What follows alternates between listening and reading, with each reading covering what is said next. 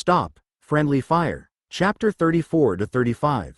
Chapter 34. Heaven-Defying General. The moment he was sure of Metawful Raredon's death, Shin Woo was swarmed by lines of text that he should be familiar with by now, but wasn't. You have hunted one of the 12 generals, the Eater Metawful Raredon. All heroes who contributed gain 50 million perium, and all stats are increased by 100. You have acquired 15 permits to God's secret shop. Proficiency in all combat-related skills increases significantly. The high-rank combat sense skill has become LV3. Agility has increased by 20. The high-rank fire resistance skill has become LV2. Magic has increased by 10. The mana acceleration skill has become LV2. Magic has increased by 10. The high-rank command skill has become LV3. All stats have increased by 5. Killing one of the 12 generals meant removing a portion of the curse that covered the empire. He'd not only taken down one of those generals, but Metawful had grown to level 8 and would have been a huge threat to the other heroes, so he was given an unprecedented reward. He'd gained the same amount of stats, but he'd been given at least 50% more perium and permits than normal. From what he'd been told, permits to God's secret shops were fragments of God's power, so he knew that, if nothing else, God had sacrificed much of her power to give him these. Through your fight against one of the 12 generals, you have shown your ability as a leader, a warrior, and a thief. You have achieved a feat worthy of the Joker Karma. All stats have increased by 20. The Joker Karma has become even stronger. The Joker's innate skills have grown. The acting skill has become LV18, the disguise skill LV7, and the instigate skill LV8. Magic has increased by 10. Was that all? Shin Woo had used all the means available to him to win this battle, and had made the title of Joker proud, causing his Joker Karma to become even stronger. Shin Woo, who read through the messages, smiled happily. Just how many stats had he gained from this battle? As he thought, it was worth pushing himself to manufacture the golem and to fight Metawful head-on. You have received God's grace. The Invisible Heart skill's max level has increased by 10. Finally, his last message was of God's grace. This time, too, his Invisible Heart's max level had increased. He'd killed 7 of his undead seniors through the hero quest, and had killed 2 of the 12 generals, so his Invisible Heart skill's max level had gone up to 127. It's still not enough. I still don't know how exactly this affects me. It would have been nice if he could precisely feel and control Invisible Heart. No, it would be possible sometime in the future. He would be able to do so in the future, he thought, and stiffly nodded his head. As if this were all planned, the Titan Golem's duration time just finished up. The Titan Bone Golem's core is recharging its heat. Time until fully charged, 60 days. First, the mana that flowed through the golem's exterior body disappeared, and the body rapidly shrunk. Then, Shin Woo's synchronization with the core was released, and the exterior body returned to its original state, attaching back onto the core. The core went back to charging, but because the core was surrounded by material which would eternally emit heat, it didn't freeze its surroundings like before. Due to that, he could say that he had indeed completed the golem. Even if he left it alone, it was fully armed now. It feels like I've suddenly become a lot weaker. Shin Woo grabbed the core, softly landed on the floor, and smiled bitterly. So this is what it felt like to be a giant hero. Now he understood how the Titans, who were obsessed with their size, felt. Oh Titan, congratulations on your resurrection. Shin Woo was swarmed by Alata and Erogan, followed by the newly reborn Titan tribe. Although the Titan Bone Golem was no longer active, there was no way that the Titans, who'd been reborn, would return to their original forms. They all remained in their elite forms. They were no longer weakened. I told you, I'm not a Titan. Look, this is the Titan you worship. This thing. 1. Shin Woo instantly re-equipped his equipment, and then brought the core before the deeply bowing giants. However, their attitude didn't change in the least. Erogan, who was the only one amongst them that had evolved into a Bone Titan Knight, slightly raised his head and spoke respectfully. Paul Zero, you have not only resurrected the Titan, but you have become the Titan yourself. That is enough for us. As Titans will always follow you, Paul Zero. Right, of course. Shin Woo knew that this was how it would turn out from the very beginning. Well, at least when he'd figured out that the titan that they worshipped was actually a golem. However, he sported an expression that seemed to say, well, if that's how you feel, then it can't be helped, and nodded his head seriously. All right then, I can't always maintain that titan form, but I can make it so that you can remain as the powerful titan tribe. It's an honor. Arogan was the first to bow his head, and soon after the other titans followed suit. That was the beginning. They, who had hidden in the depths of the giant's domain for their own safety, as well as those who had originally been part of Metaphal's core, bowed their heads before him. Sir Paul Zero, we'll follow you forever as well. Please allow us to accompany you, even from the rear, while you do your great work. As expected, turning into and moving around as a titan had a huge impact on them. After all, the best way to achieve absolute loyalty was a show of absolute force. I already know how loyal you guys are. Even if you don't bow like that, I won't abandon you. Who? Paul Zero is so cool. Well, I suppose right now he is, Kracia said, and Jin bitterly nodded his head. Shin Woo stood in the center of hundreds of titans, who had been reborn as elites, as well as thousands of undead soldiers who maintained military discipline and prostrated before him, and looked them over. There was no way that sight could not be cool. Of course, all of his bowing troops were undead, and Shin Woo was undead as well, so he seemed more like a great demon rather than a general. You all did well, so make sure you rest. Shino Rendu, come forward. Yes, Sir Paul Zero. Shino Rendu stood before him calmly. Shin Woo briefly sighed and spoke. I promised you that I'd let you cut off his head, but I couldn't keep my promise. Sorry, please don't worry about it. He didn't even have a head left to cut off. I'm happy that I could at least get a good hit in. It seemed like he was talking about that time when he had stood in front of Shin Woo and hit Metaphyl in the groin. Not only was it a surprising attack, but his attack began Metaphyl's transformation into a true monster. He supposed those were the end days for a man who'd lost it. Still, a promise is a promise. So instead, I have something to give to you. I'm sorry. Shin Woo extended his hand towards the place Metaphyl had fallen. It seemed that because Metaphyl had been a level 8 when he had died, he had left much more loot than Hansen von Dorth. Amongst the loot, there was one thing that caught his eye. Lucky Strike. You have acquired 96,661,210 perium. He'd acquired about 100 million perium.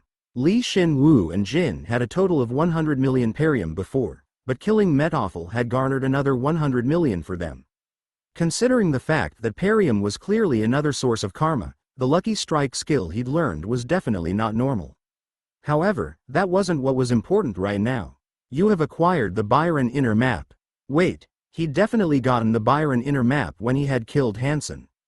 To think he'd get a duplicate item, there was nothing worse. But when he caught a glimpse of the map, it seemed like the map possessed a bit of a different shape, so Shin Woo told himself that he'd go over it later and went on to the rest of the loot. You have acquired LV8 Eater Metaphan Raredon's tongue bone. You have acquired LV8 Eater Metaphan Raredon's frontal bone. Now that's what I'm talking about. To think that he'd get 2 bones here. With just this, Shin Woo thought that it had been the right decision to kill Metaphyl. Therefore, he was able to overcome this ordeal with just a feeling of heartburn. Shin Woo grabbed the more disgusting of the 2 bones, the one which clearly held the essence of Metaphyl as an eater, rather than the mercenary king, the tongue bone. Come close.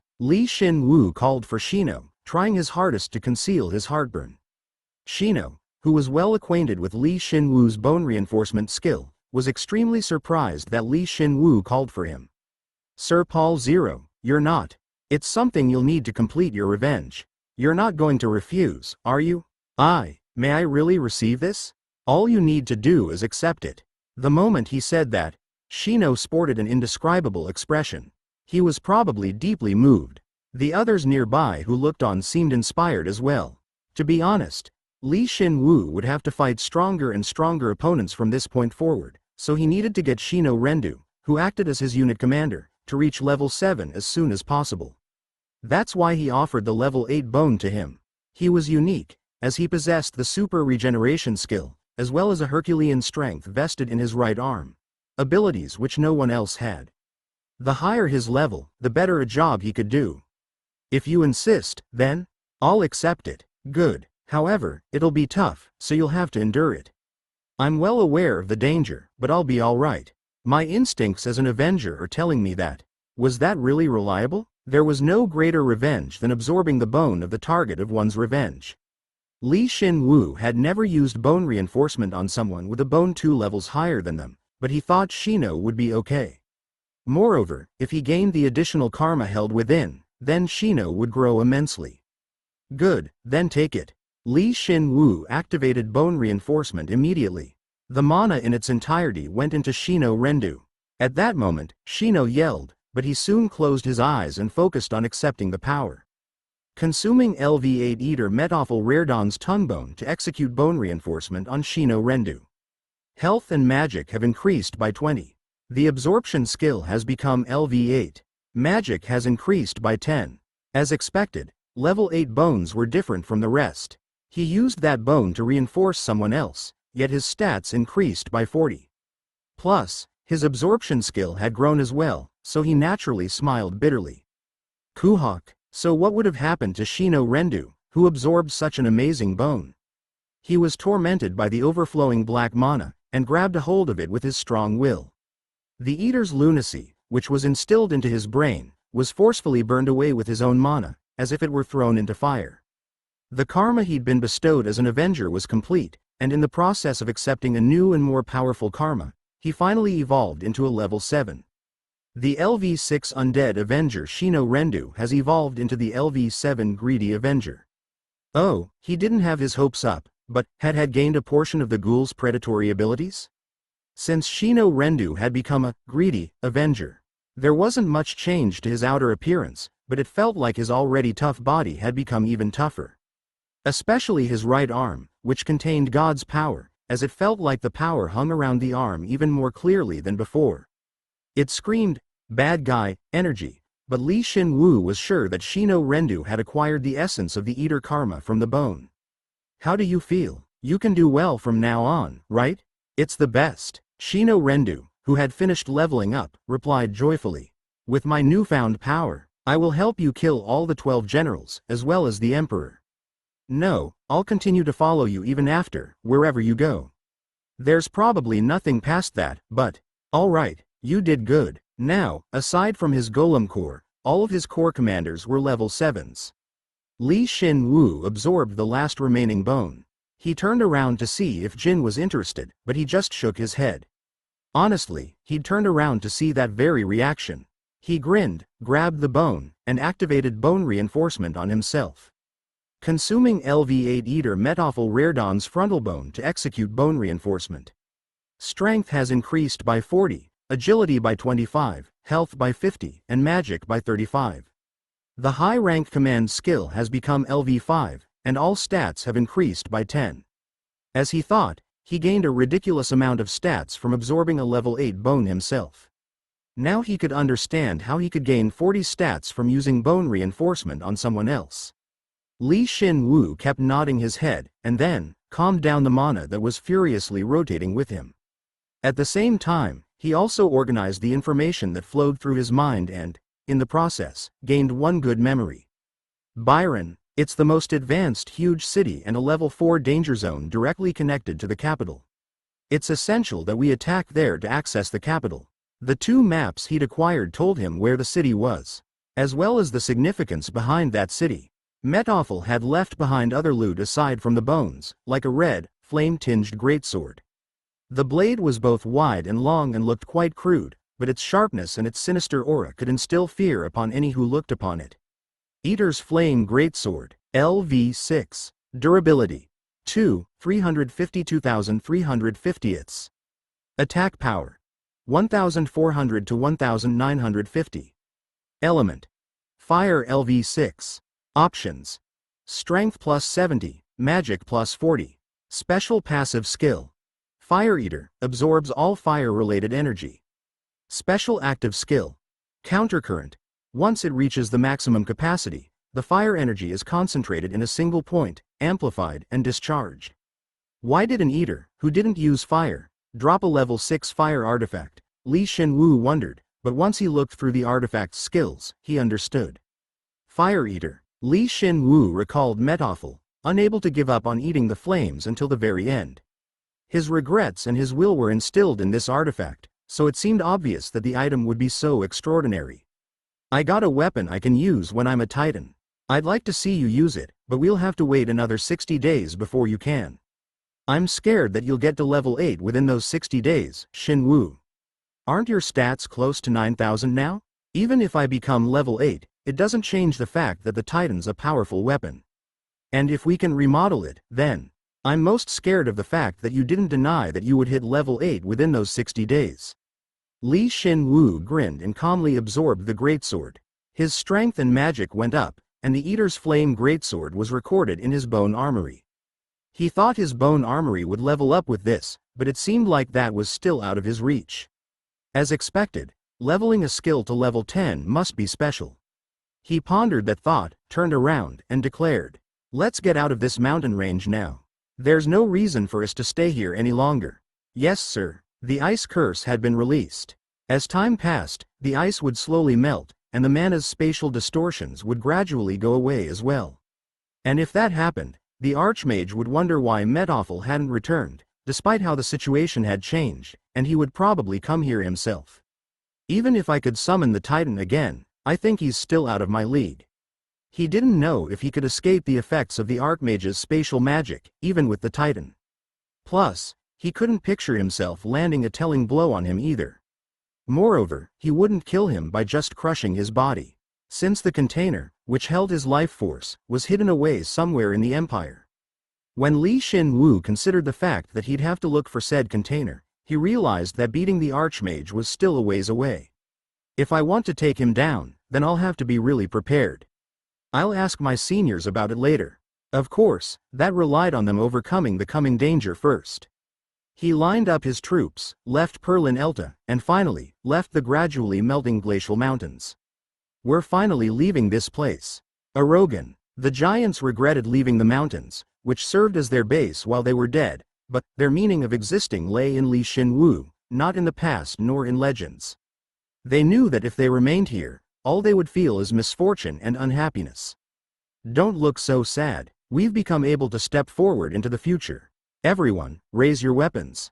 Take out the rocks. Who up? They put all their regrets into their fists, broke apart the mountains, and followed behind Shin Woo. As expected, the giants' strength was truly extraordinary. Their fists shook the ground and the sound of their punches rang through the air. The crumbling snow-covered mountain, the warming snowy fields. Seeing that, Shin Woo felt completely refreshed. Wait, why are you breaking it? They're erasing all traces of us being here. It's best to make it so that the enemy's both unsure of what happened, as well as making it seem worse than what it really is. The giants sure are energetic. Jin was shocked and Shin Woo explained the situation. In the midst of that, Kracia was the only one to watch the giants as they broke the mountains and her eyes shined. It seemed like she'd found the next object to study after the Huggin's Eye. The magic had lasted for hundreds of years and had transformed them into giants, so it made sense that she was so interested in them. If we pick up the right materials, then I think we can make another Titan Golem by using that unique mana pattern. Wait, we just went through all that trouble to restore the Titan, so what do you mean, make another one? More importantly, how's the Huggin's Eye? I don't think I've made much progress yet. I brought it with me, so you want to take a look? Kracia brought out the Huggin's Eye from inside her robes. He didn't really feel like it had changed visually. However, she explained that she had a lot of success limiting the item to just golems.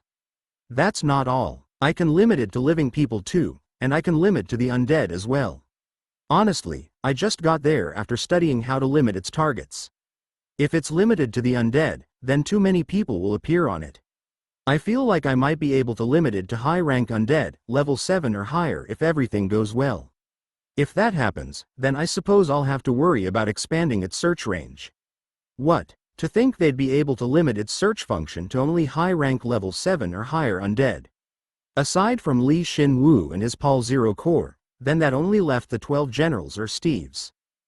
Shin Woo knew that the Huggin's Eye could differentiate between species, but hadn't known that it could differentiate between levels as well.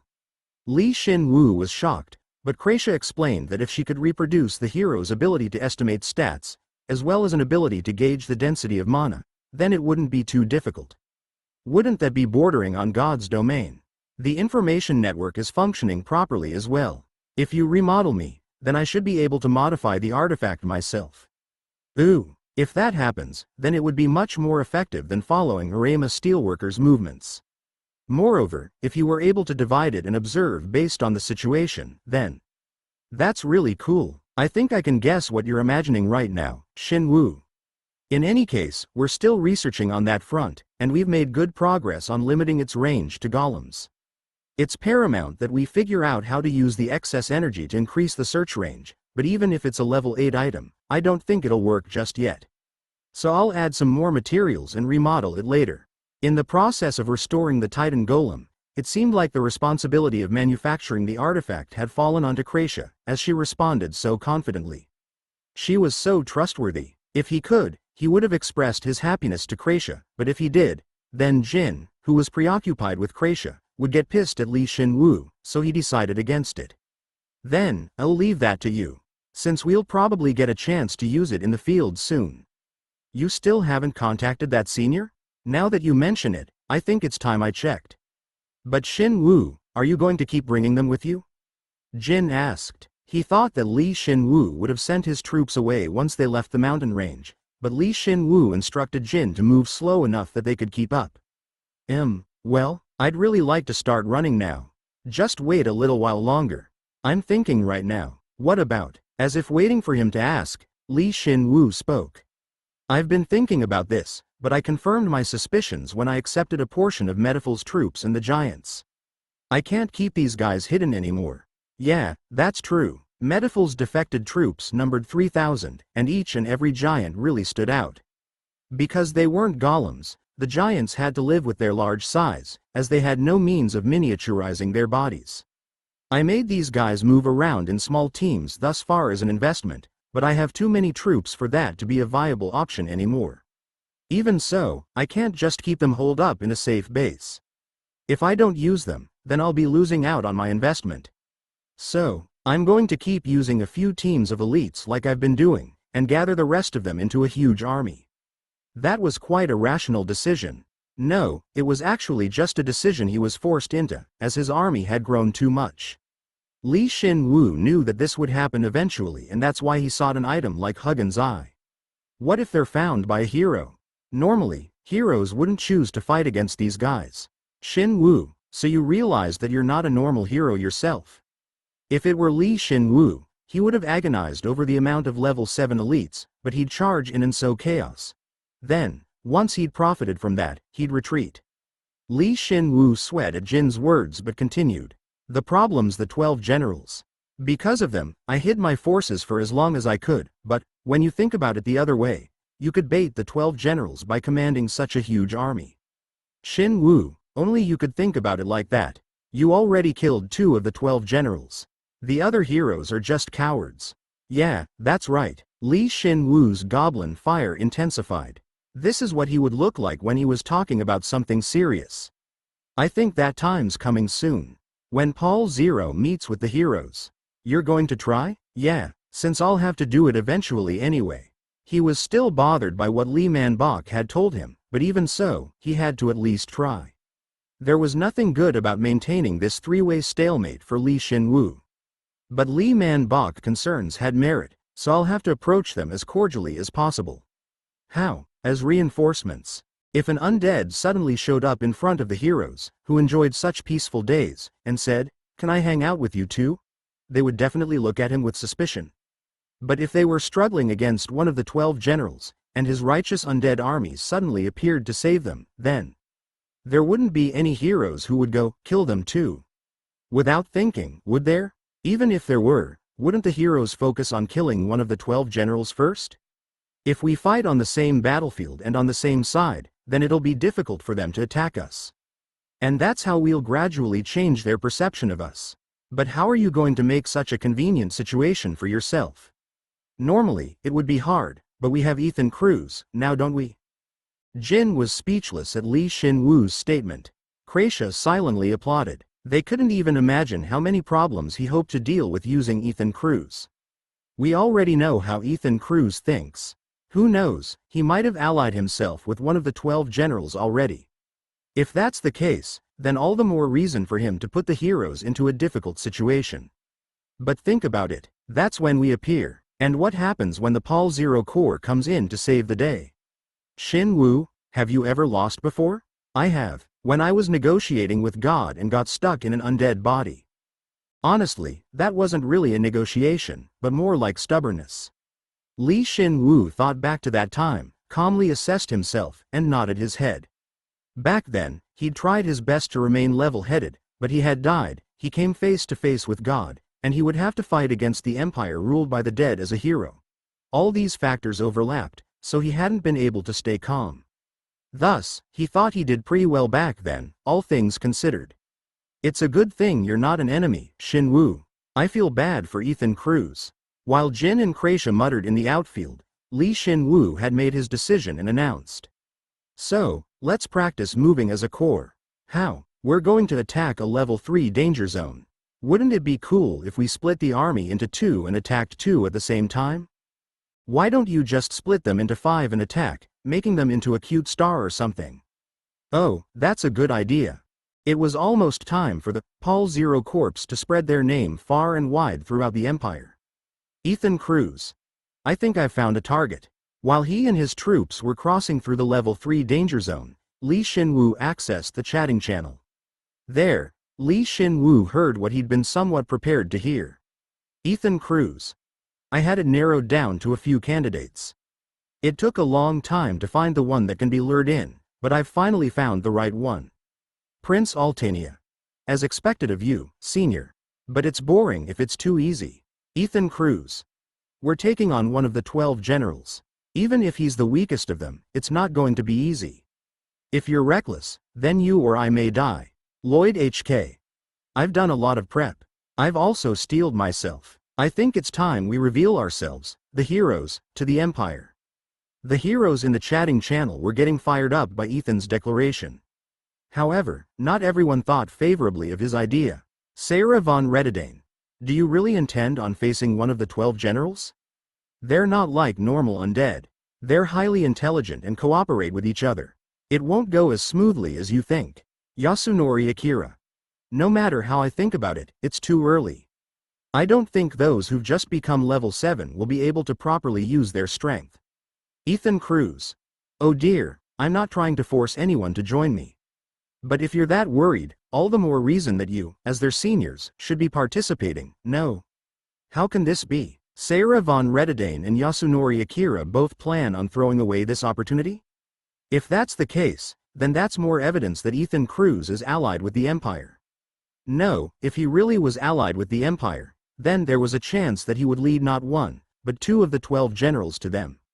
And what if he brings the Archmage? Is he allied with him? Shin Woo recollected how powerful Fiotane von Seldin was and clenched his fist. He couldn't beat him right now. It was impossible. It was impossible, but, at the very least, he might have a few ways to make him retreat. Yeah, perhaps it was time to try that. Sarah von Redidane. Are you serious? I don't want to lower morale, but please remember what happened in the past. 7 level 7 heroes joined together, but still died. At that time, you, at level 6, were the only one who survived. Ethan Cruz, have you already forgotten? While he was formulating complex plans in his head, those opposed to Ethan Cruz's plan were beginning to give clear reasons for why his plan wouldn't work. Was Sarah von Redidane referring to the group of heroes, that included Li Man Bok, that attempted to take down the 12 generals? As expected, it seems like she didn't participate in that expedition. Then again, if she had, then she would have known the horrors that Ethan had unleashed. Shin Woo nodded his head and Ethan Cruz replied. Ethan Cruz. Of course I remember. That was a huge failure. Of course it was a huge failure. After all, he'd lost Li Man Bok, as well as the 2 giants, Shin Woo thought. Ethan Cruz. That's why I've prepared so much more. I really did my best after that. To the point that I could probably take on one of the 12 generals by myself. It's because I'm so sure of that I want to take down one of them with my juniors. Well, of course, he was that strong. If he wasn't, then he wouldn't be able to control the other heroes. After all, He'd lost some undead heroes in the past because of his weakness. Ethan Cruz. You know that God's blessing won't last forever, right? We have to purify the Empire before then. If not, then, do you not want to take down one of the 12 generals? Sarah von Rededane. What are you saying? Ethan Cruz. You already know, don't you? Rededane. Yasunori Akira. Hey, are you doubting an ally right now? Stop. I listened quietly, but you went too far. Ethan Cruz. No, I just wanted to hear the truth from her. As expected, they were definitely talking about Sigald von Rededane of the 12 generals. Considering the mood in the chatting channel, half of the heroes knew about Sigald, and the other half didn't. Shin Woo supposed this was proof that his seniors hadn't been just playing around thus far. That was a topic that should have been difficult to ask her about, so Ethan Cruz was definitely taunting her. So in other words, did that mean he was confident that he could overpower Sarah von Rededane? Sarah von Rededane. I want to destroy the undead more than anyone else. Whether it be the 12 generals, the emperor, or anyone. Regardless of what name they held in the past, or what person they were, so long as they're undead. I'll purify them all. She was just talking in the chatting channel, yet Shin Woo felt goosebumps. Was this what Li Man Bok was telling him to be cautious of, her hatred of the undead? Now he could understand what he was warning him about. Sarah von Rededane. I suppose your cheap taunt worked. Since I don't want a repeat of the past, I must stop precious heroes from degenerating into such a cursed form. Ethan Cruz. You made the right choice. I have high hopes for your power over light. Could Sarah von Rededane use light magic? Shin Woo decided to stow that away for later. Their powers should clash against each other, so the fact that Ethan was willing to taunt her and bring her into this meant that he was just that confident. If not, then perhaps he wanted to use this opportunity to take her down, as she was a bothersome opponent. Sarah von Rededane. She's diligently doing her duty as a hero, so I'd like to keep her alive if at all possible. Li Man Bok warned him that he should avoid her at all cost, but that was way too half-hearted for him. To defeat the Empire, he needed to even use his greatest enemy. Even more so if she were someone who hated the undead to that extent. Ethan Cruz. Akira, what about you? Yasunori Akira. Don't talk so casually. It makes me sick. If you really did pick a safe target, then me not going won't make much of a difference. Ethan Cruz. You'll regret it. Our super rookie, Shin Woo, are you almost ready? Shin Woo. Yes, senior. I'm making sure I'm prepared, especially for any unforeseen situations.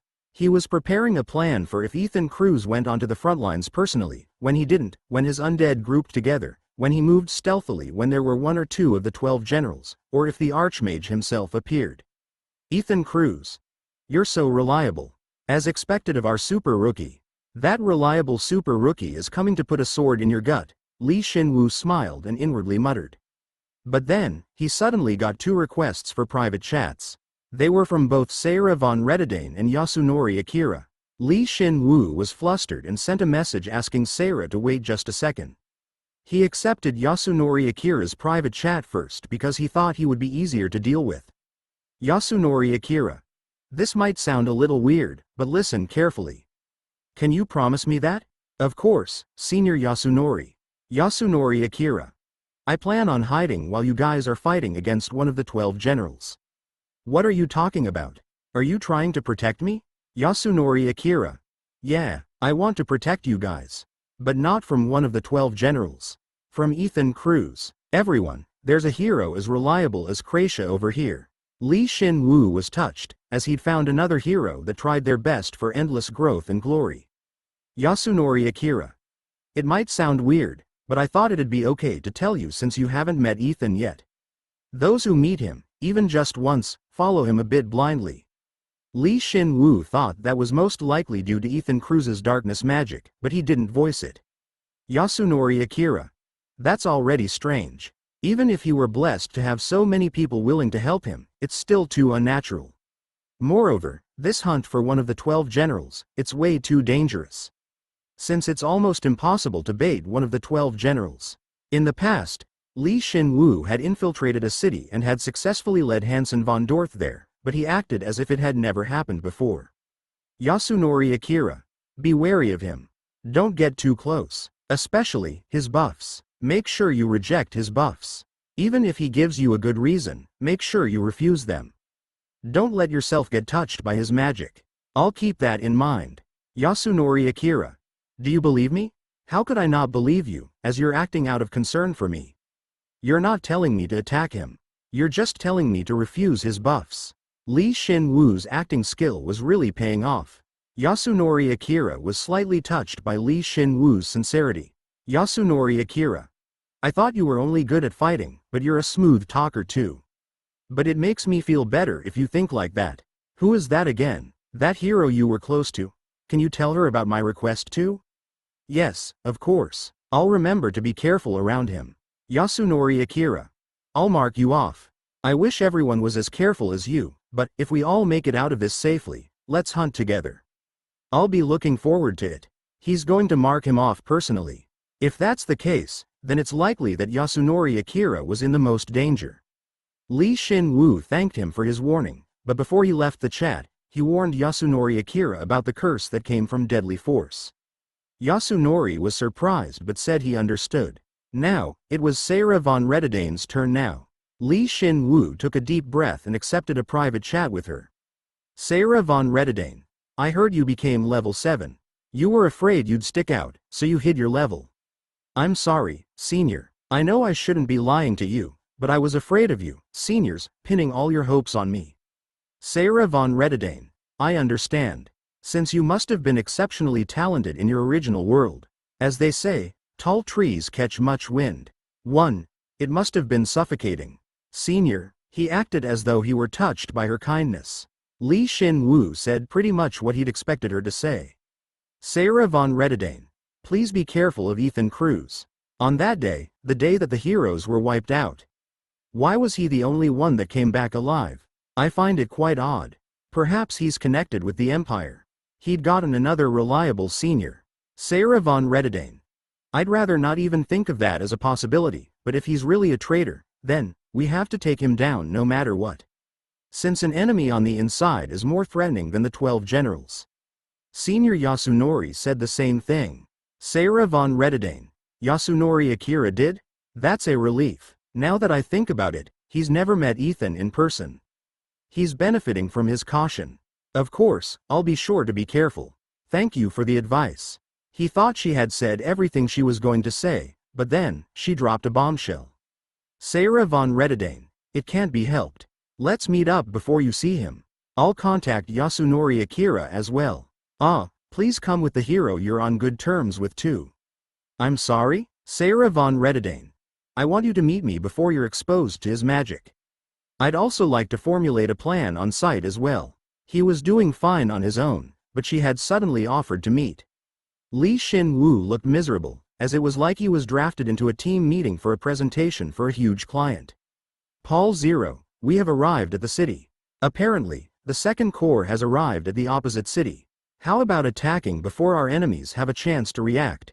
Then, the frontline giants, who were unaware of how he was feeling, yelled. Lee Shin Woo saw the huge city in front of him and yelled, putting all of his stress from the chatting channel into it. Break everything and trample over them. Break them into pieces, so that no one can even identify who killed them. Like he said, Lee Shin Woo attacked 2 cities in the danger level 3 zone simultaneously. His goal was to confuse the Emperor, as well as the 12 generals that followed his commands. Although it was possible that 2 of the 12 generals could be sent to both cities, Lee Shin Woo was confident that he could finish his attack and retreat before they got there, so it wasn't really a problem. If the Empire were to be put on guard due to an unknown force, then Ethan Cruz's plan either wouldn't work, or it would have to be altered, which wasn't bad by any means. Of course, that's not the real reason. I just want to use all the strength that I've acquired. I'm glad you're honest. Lee Shin Woo, together with Jin and Kratia, led the giants and attacked the city. Kai Paul, Shino Rendu, and Bisher Moon led the remaining Pauls and attacked a separate city. Of course, he had divided his forces deliberately. On one side, there were the giants, and on the other side, there were elite undead. There was no better way to sow chaos amongst his enemies. But there was one problem. It's too easy. Lee Shin Woo ordered the giants to attack all at once, saw the castle walls go down in one hit, and smiled bitterly. Because Shin Woo and Krasia had preemptively intercepted the magicians, Thunder Arrow was great for taking down low-level magicians. There was nothing to stop the giant's head-on assault. With these forces, I feel like I could easily take down a level 4 danger zone city as well. It's too dangerous. If they went on to the level 4 danger zone, it would be impossible for them to conquer a city and retreat within a few hours. Not only did he have to take into account the higher level undead, but the cities were also huge. Moreover, they were so close to the capital that it wouldn't be surprising if one of the 12 generals suddenly appeared. I'll have to conquer those cities eventually, but it's not time yet. Though I think that time will come faster than I anticipated. Shin Woo watched as the giants, who had charged forward, used one hand to break buildings and the other to break the castle, and suddenly realized just how much he'd gained from the giants' domain. Not only had he recruited 3,000 of Medifil's troops, but he'd also acquired 2 level 7 Titan elites and the powerful Titans as his subordinates as well. Although it required a 60-day recharge time, the powerful weapon that increased his strength, the Titan Golem, was also the same. If the Archmage saw it, then he'd be pissed. As I thought, you have to be cautious making big moves in the level 4 danger zone. Master, I believe the Lord is attempting to run away unnoticed. What? Rem reported as he watched the enemy's movements from the sky, and Shin Woo's goblin fire swayed. However, he didn't even move, he simply shot a breath of the lightning god far away. He saw the Lord running away with a company of knights guarding him by borrowing Rem's sight. Although the Lord was several kilometers away, he precisely controlled the breath of the lightning god and pierced his forehead. Kuok. Good, a direct hit. Jin, let's take our time. Before he even heard the sound from afar, Shin Woo saw, through Rem's eyes, that his attack had hit. His jawbone rattled, he smiled relaxingly, and patted Jin. He'd been practicing that ultra-long-distance sniper shot lately. Shin Woo would skillfully aim the bone with his will, and after ascertaining the enemy's location through Rem, he would shoot out a powerful attack. It sounded easy to do, but he and Rem had different viewpoints, so getting a direct hit was difficult. He was, however, getting a lot of training by choosing where to summon the breath of the lightning god, as well as increasing his assimilation with Rem. And this time, he definitely succeeded. It'd be amazing if I could do it with a huge weapon later on. Wait a sec. If I were to send this to Rem's inventory, then, you just keep making more and more weird techniques. Paul Zero, you're so cool.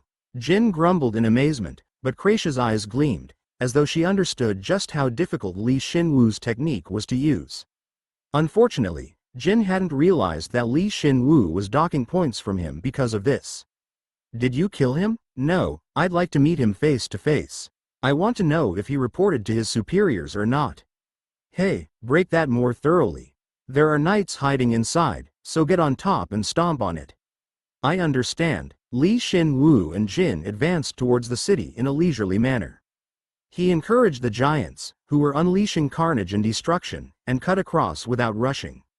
In less than an hour, they arrived before the Lord, who was lying down with a breath of the lightning god sticking out of his head.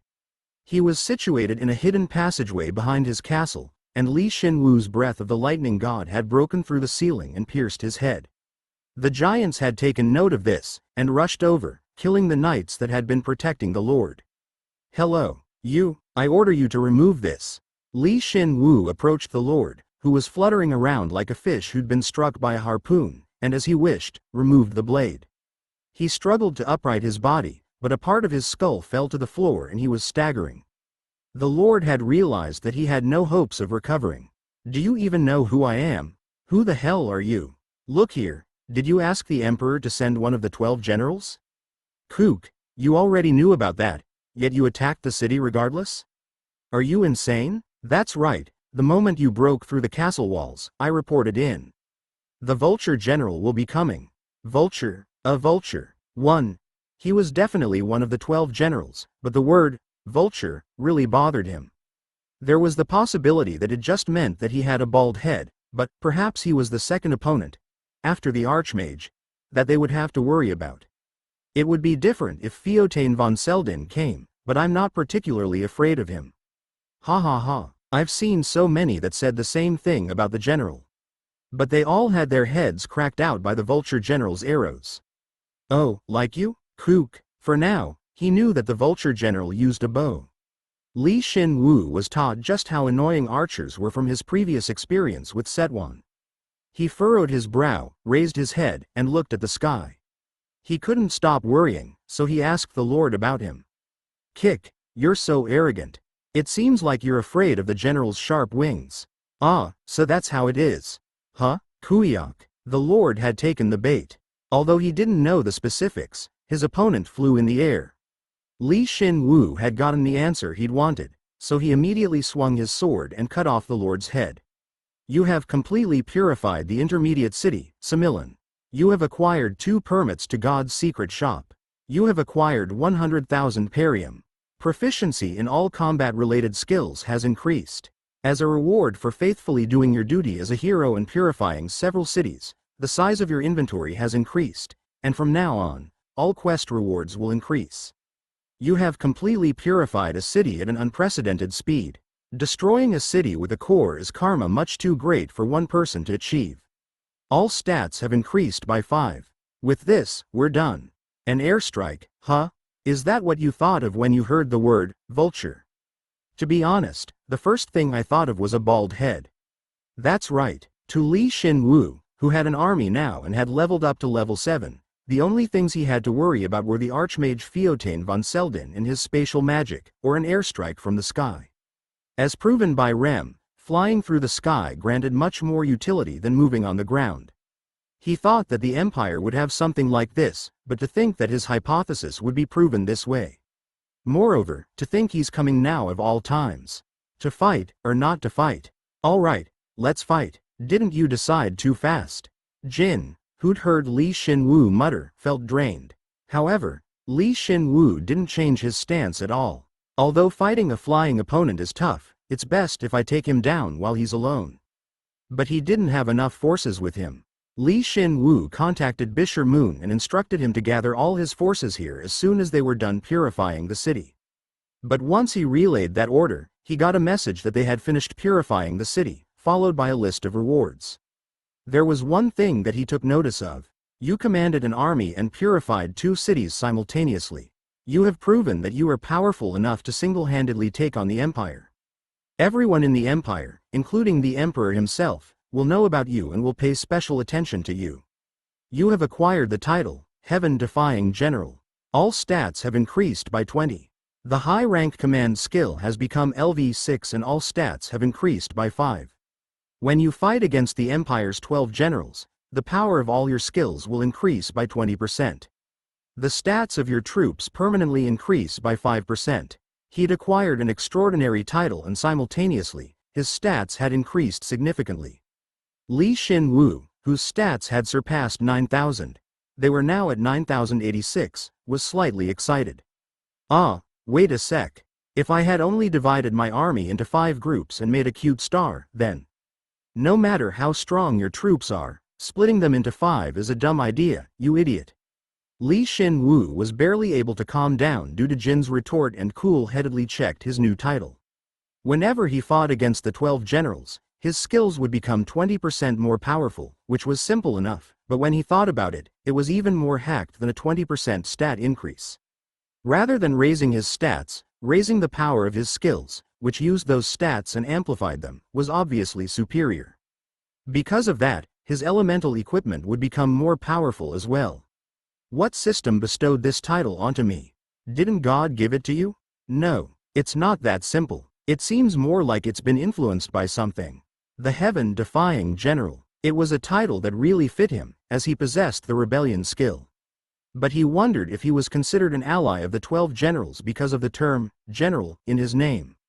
So long as I don't talk about it, it should be fine. Alright boys, get ready for battle. Apparently, he flies in the sky, so make a catapult. Understood. Hey, will a catapult really work against a flying opponent? It'll definitely work. Want to make a bet? Nope. Jin was about to accept, but when he saw the giants begin to make a 30-meter tall catapult by stripping the castle walls, he shook his head. They soon created dozens of those monstrously sized catapults, but strangely, that airstrike they were waiting for didn't appear for several hours. Li Shin Woo gritted his teeth at the frustration welling up within him. That bastard, did he lie to me? They might have gotten 2 calls for help at the same time, so they might be confused. Kraisha said persuasively. Li Shin Woo accepted it, nodded his head, and said, "Yeah, they'll probably be here soon. Let's just get everything that's hidden here." Over here, Shin Woo. They were in the midst of looking for any hidden artifacts or perium within the castle while using Rem as covertly as possible to keep watch. It's all been useless stuff. Yeah, but it was still a strong reaction. Ah, this is it. They found a discreetly hidden storage house within the castle. Upon analyzing and opening it, they found a huge quantity of perium inside. To be exact, it contained 25 million perium. It was a significant sum of money, but Li Shin Woo wasn't excited in the least from such a small sum. He asked her if she wanted him to split it into 3 parts and give her 8.4 million, but Kraisha just shook her head. Kraisha, are you studying perium? I haven't started on that yet. Moreover, perium didn't exist in my original world. Really? Apparently, levels and skills existed in Kraisha's original world surprisingly. If that's the case, then did that mean that this world was more developed than her own world? If not, then was the reverse true? Kraisha replied simply to the inquisitive Li Shin Woo. Surplus, incalculable karma comes in the form of perium. In other words, you would receive karma in a different form in a different world. It's not better or worse than any other world's karma. Surplus karma, huh? Li Shin Woo stored the perium and muttered. Surplus karma. It was through this surplus karma that Shino Rendu gained new equipment. In other words, perium responded to Shino Rendu's new karma and had the ability to change. If Li Shin Woo was able to control the direction it changes in, then... Master. While Li Shin Woo was thinking about how he would approach perium, Rem reported to him. It was information regarding the long-awaited enemy forces. I see a giant flying monster from afar. It's moving incredibly fast and there was an undead riding on top of it. Ooh, a monster rider had appeared. Li Shin Woo hadn't seen any monster riders, aside from some goblins riding atop wolves, so there was no way he wouldn't be excited at the news. Jin, no matter how hopeful you sound, I'm not going to sprout wings.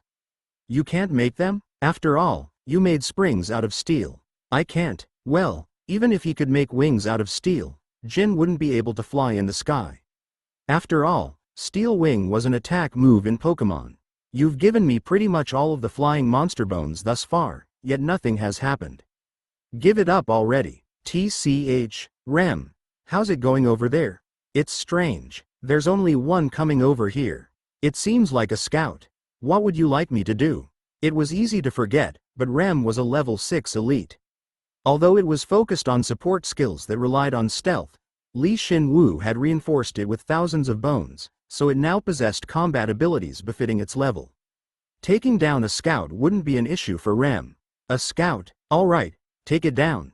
Understood. Nothing good would come of their opponent getting info on them before they even fought. Li Shin Woo ordered Rem to take it down, following which Rem charged forward, piercing through the monster's body while maintaining its stealth. Kahawk. Li Shin Woo watched as the flying monster's corpse, as well as the undead riding atop it, fell from the sky and shot one of his floating swords at it. He'd hit the mark, of course. What will they do now? Will they send more scouts, or will they just attack us right away? How exciting. They probably didn't know that Li Shin Woo had already been aware of their scout and that he'd intercepted it. Li Shin Woo imagined the vulture general's flustered expression and grinned, and then leisurely collected the flying monster and the scout's corpses. You're going to give me that bone, aren't you? You never know. Take it. Think of it as taking a tonic. I told you, I'm not going to sprout wings. Li Shin Woo gave Jin both the flying monster's bone, as well as the scout's bone. He was acting like a test taker who sent in his application to Seoul University, despite knowing that he wouldn't get in. 1. However. What is it? Are your shoulder joints feeling itchy? No, that's not it. Jin said and looked embarrassed. Li Shin Woo looked on in anticipation, as though he was absolutely sure that it had worked this time, but unfortunately, it hadn't worked out this time either. Stop deluding yourself and just focus on the coming battle, you dumbass. Damn it. I guess it didn't work this time either. 30 minutes passed. Li Shin Woo stationed the giants in front of the catapults, and the level 7 elite, Alada, was prepared to shoot herself into the air with her ability to manipulate the earth. "Arogan, you're ready, right?" "Of course I am. They're really making us wait." They'd even formed a plan that involved shooting Arogan into the air. Once he was there, he would taunt the enemy forces, acting like a magnet to pull a large number of them down to the ground. "Master, they've arrived. We've come as you've commanded, Sir Paul Zero." The Pauls arrived after completing their mission. Shin Woo ordered them to prepare for aerial warfare as well. If need be, Shin Woo would instigate their flying mounts to control them. The Vulture General, is he going to be level 7 or level 8? If he's level 7, then there's nothing to be afraid of. But if he's level 8, then we'll probably struggle a bit. Even so, it doesn't feel like we'll lose. Even if the unexpected happens, we should win with our current forces.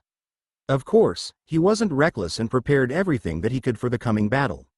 The 7 fully charged breath of the lightning gods sparked, as though waiting for the moment that Shin Woo would shoot them out. My lightning resistance is going up again.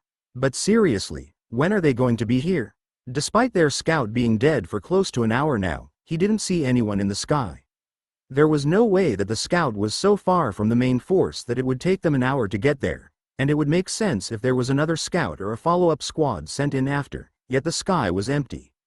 They're not traveling underground while acting as though they're coming from the air, are they? I looked just in case, but I don't see any signs of that. Kraisha looked perplexed and tilted her head. At that moment, their second scout appeared. They knew that their previous scout had been taken out, yet they sent one that looked similar and was also similarly leveled. Shin Woo was speechless and ordered Rem to intercept the scout. The hell are they doing? Are they looking down on? Keek. But the moment the scout helplessly fell from the sky, Shin Woo realized that he'd made a mistake. The scout knew it was going to die, yet it held a crystal ball close to its chest. Shin Woo thought it was some sort of communication line, so he immediately shot out one of his swords and destroyed it. The moment it shattered, he belatedly wondered whether it was some sort of explosive item and regretted it, but fortunately, it wasn't. While it wasn't a communication line like he'd first thought it was, Kraisha knew what it was upon collecting a piece of the crystal ball. This is a visual transmitter. It was a term he was unfamiliar with, but the moment he heard it, he recalled something.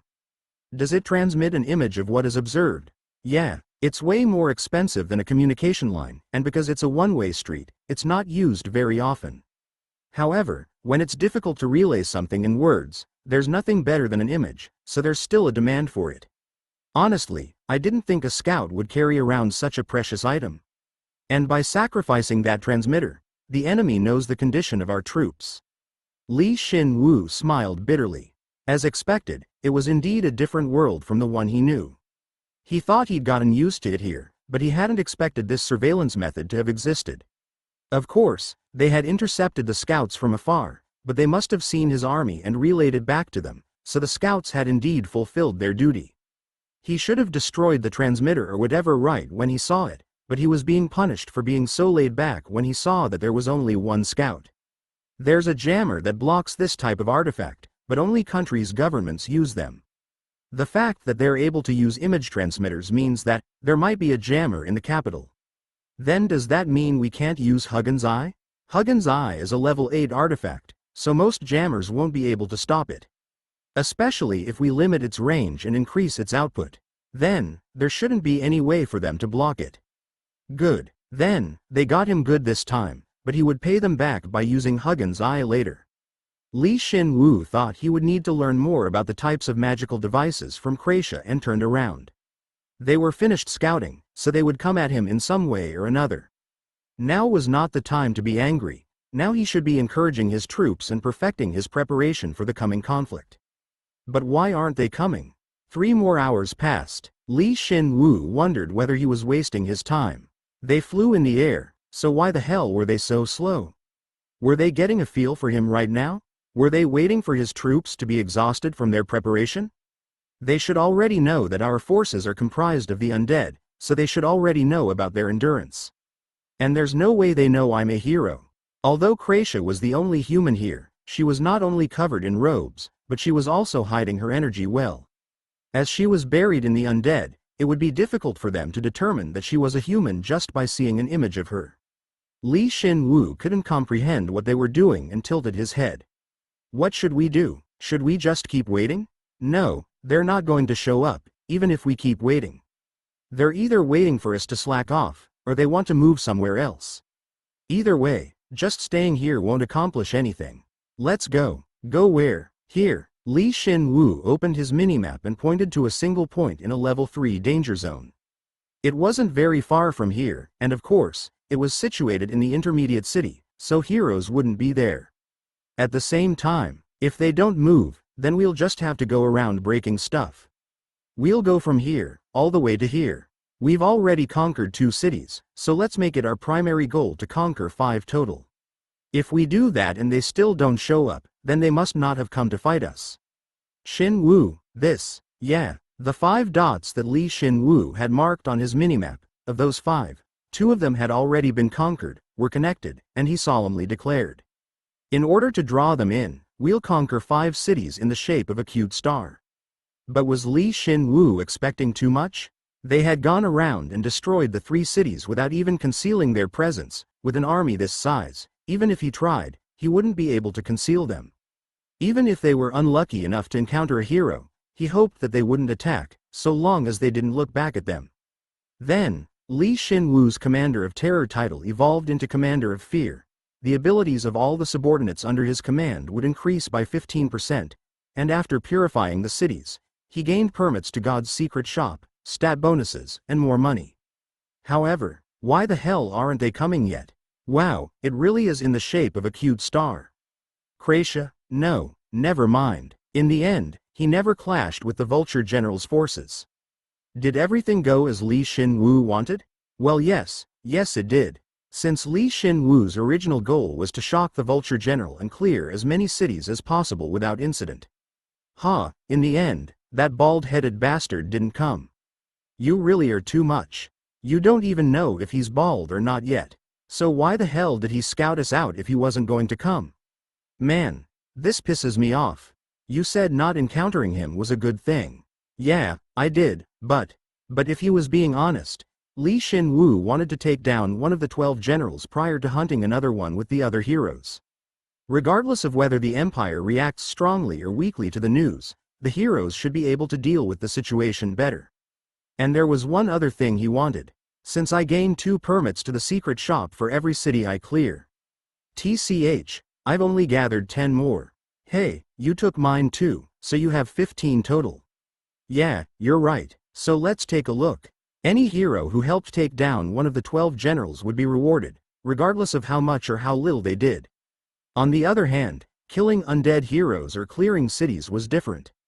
For the former, Jin wouldn't receive any reward, but for the latter, he would receive a single permit. It was the same for Kracia as well. I have a total of 75 permits. 75. Kracia, who quietly listened in, was shocked. It would be difficult for the other heroes to even accumulate 10 permits, yet here he was with 75. However, there were 3 reasons Li Shin Woo was able to gather these permits so quickly. First, killing undead heroes. Most of his seniors didn't have any experience in this. Secondly, purifying cities. Even if his seniors partied up, it was difficult for them to purify an entire city, and most importantly, they were worried that it would cause trouble in the future, so they didn't easily attempt level 3 danger zones and up. Thirdly, killing the 12 generals. His seniors hadn't killed one. They're all things that would be difficult for my seniors. Since you've hunted one of the 12 generals and purified cities with me, you should have more secret shop permits than our seniors.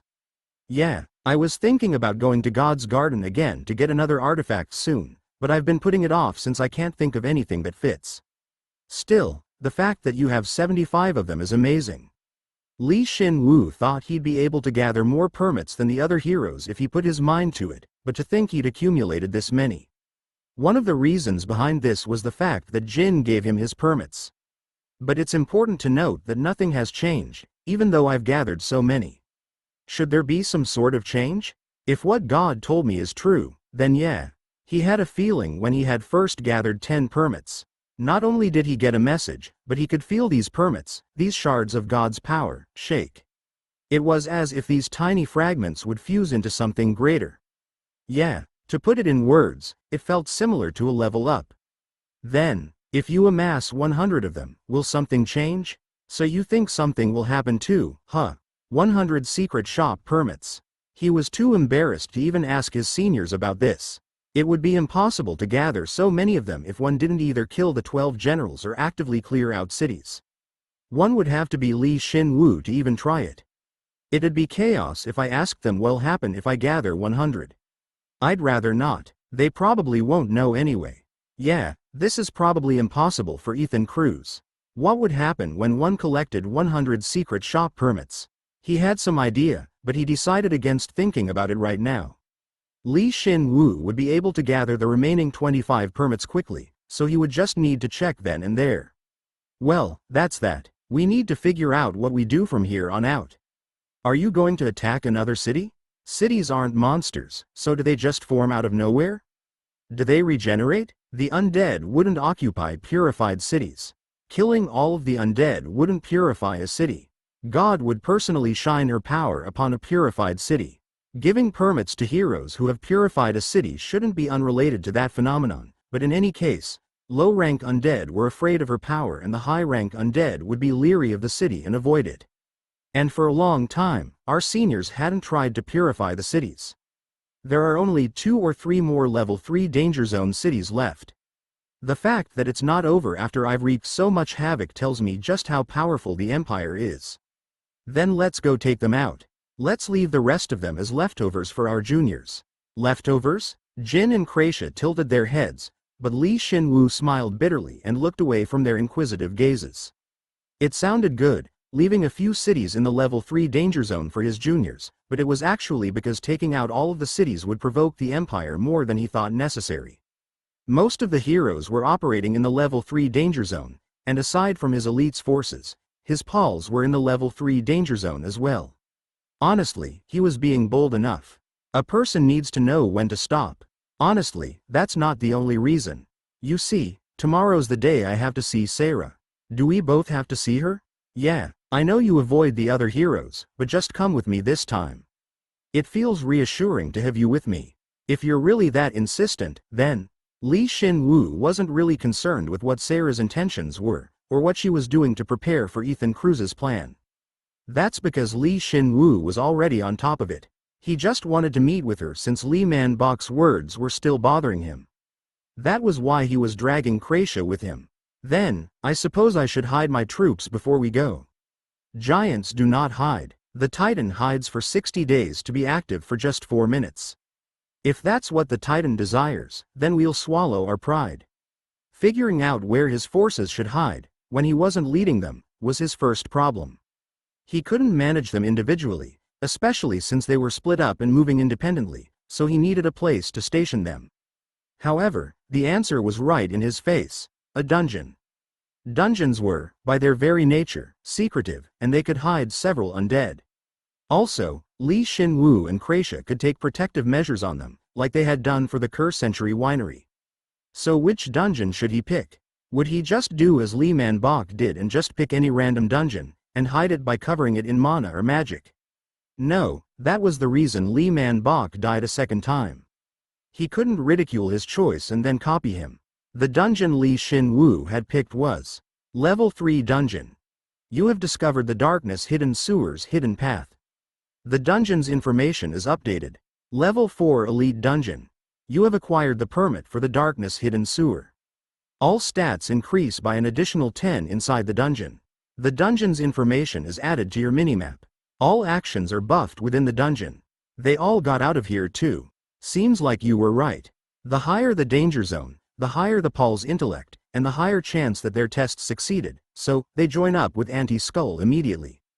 The underground passages, which were in the cities, that Anti-Skull had used for their experiments. His seniors didn't know about these passageways, and the 12 generals didn't know about them either. Because it was so difficult to enter them, it was much better to choose one of them, rather than randomly picking a dungeon. Since they're so well hidden in a purified city, the undead will instinctively avoid them, and heroes wouldn't enter a city without any prey. If Lee Man-bok had just a little bit of sense, then you could have just kept him alive and told him about this later. I shouldn't have to teach a level 7 this. Moreover, there's a saying in my country that says, Humans never change, Jin. It means that no matter how much I try teaching a dumbass like him, he'll still be a dumbass. Humans never change. One of the reasons Shin Woo had continuously attacked and seized cities was to find an appropriate location to hide his troops. Of course, it was difficult to find an underground passage that was deep and wide enough to fit the giants, but… Shin Woo, shall we begin? Alright, like they'd done with the Kerr Century Winery in the past, Shin Woo and Kratia expanded the secret facility, creating a space that would allow the giants to hide without feeling cramped. Moreover, they created another secret passageway, giving them an alternate way to get out. Ah, that part's monostructure is a bit off.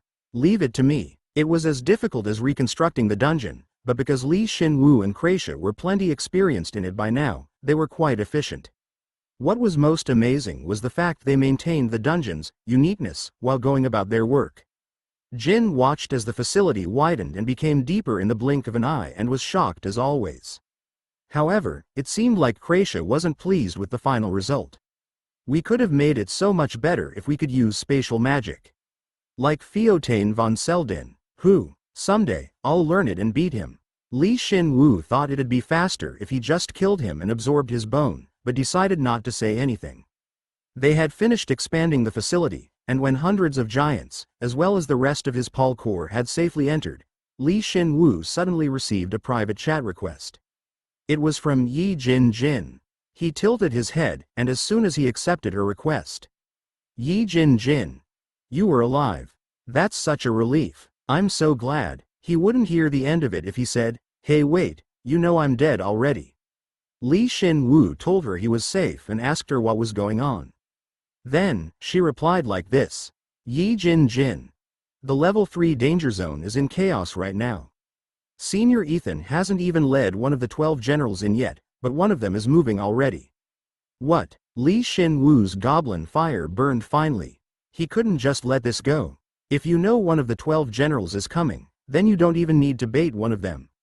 You can just take that one out. Jin. No, you can't. You can't. Even Senior Ethan said that we shouldn't mess with them. Even Senior Ethan? Jin.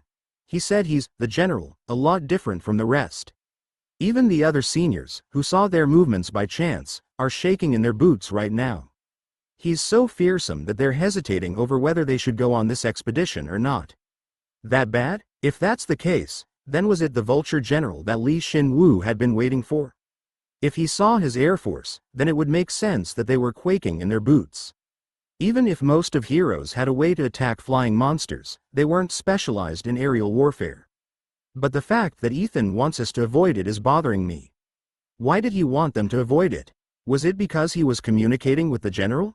If not, was it because he had no connection with that specific general? Shin Woo thought the latter was more likely.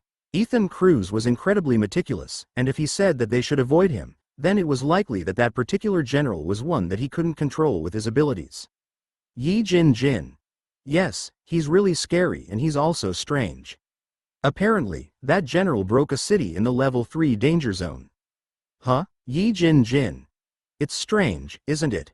You don't understand why one of the 12 generals under the Emperor would destroy one of their own cities, right? Plus, according to our seniors, he destroyed 3 cities. Hearing that, Shin Woo's goblin fire shook. Since she couldn't see his goblin fire and could only hear his voice, Jin continued to go on and on. Jin. Moreover, he managed to conquer 3 cities in just a few days. I don't know if there's something strange going on in the Empire, but what I'm sure about is that he's a strange undead and that he's really dangerous. Plus, he apparently leads huge undead as well. Hey, that's Jin. Even if all the heroes worked together, we probably wouldn't be able to beat him. Our seniors have already nicknamed him. He's full of contradictions, so they called him the heaven-defying general. He sure sounds amazing. I thought the world had blessed me with the name, but it's already being used by my fellow heroes. Is this the power of karma? Shin Woo thought vacantly. Jin. He is amazing. So, you have to be careful too, Mr. Shin Woo. If you see him, don't fight him and just run away. Yeah, I won't fight him. The contradictory existence, the heaven-defying General Shin Woo weakly replied to her appeal. Although he liked to injure himself to train, he really didn't want to kill himself. A few days before their scheduled hunt of one of the 12 generals, the heroes were discussing an unexpected topic inside the chatting channel. Lloyd HK. The heaven-defying general. It fits him. After all, he's going around destroying cities. What exactly is his goal? Yi Jin Jin. We talked about this before. That there were undead who acted against the emperor. Prince Altania. That doesn't prove anything. Yi Jin Jin.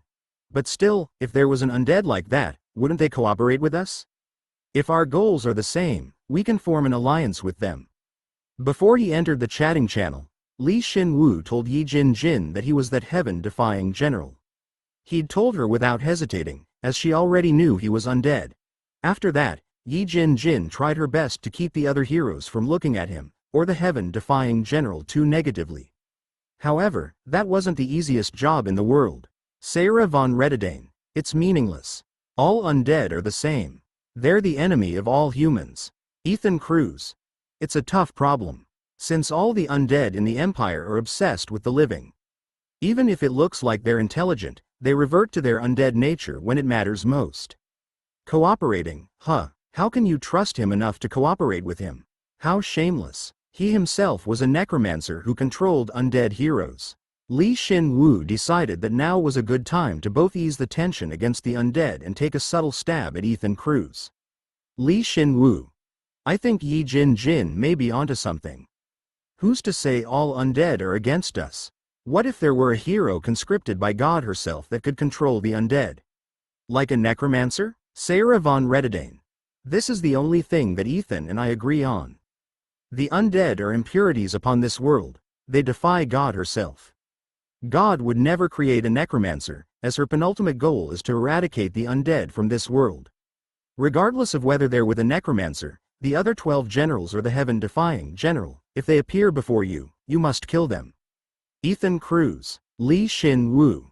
Shin Woo and Ethan began sweating at Sarah's statement. Her hatred for the undead was beyond irrational. She was upstanding and righteous in an overbearing way. Yi Jin Jin. But still, the heaven-defying general has done nothing to warrant hostilities from the heroes. Arian Ruparte. I understand how you feel, Jin Jin. However, even I think that it would be impossible to cooperate with the undead. There's something you need to consider before relying on them. Can you be sure that they are not affected by the curse? Can they not be controlled by the emperor like every other undead in the empire?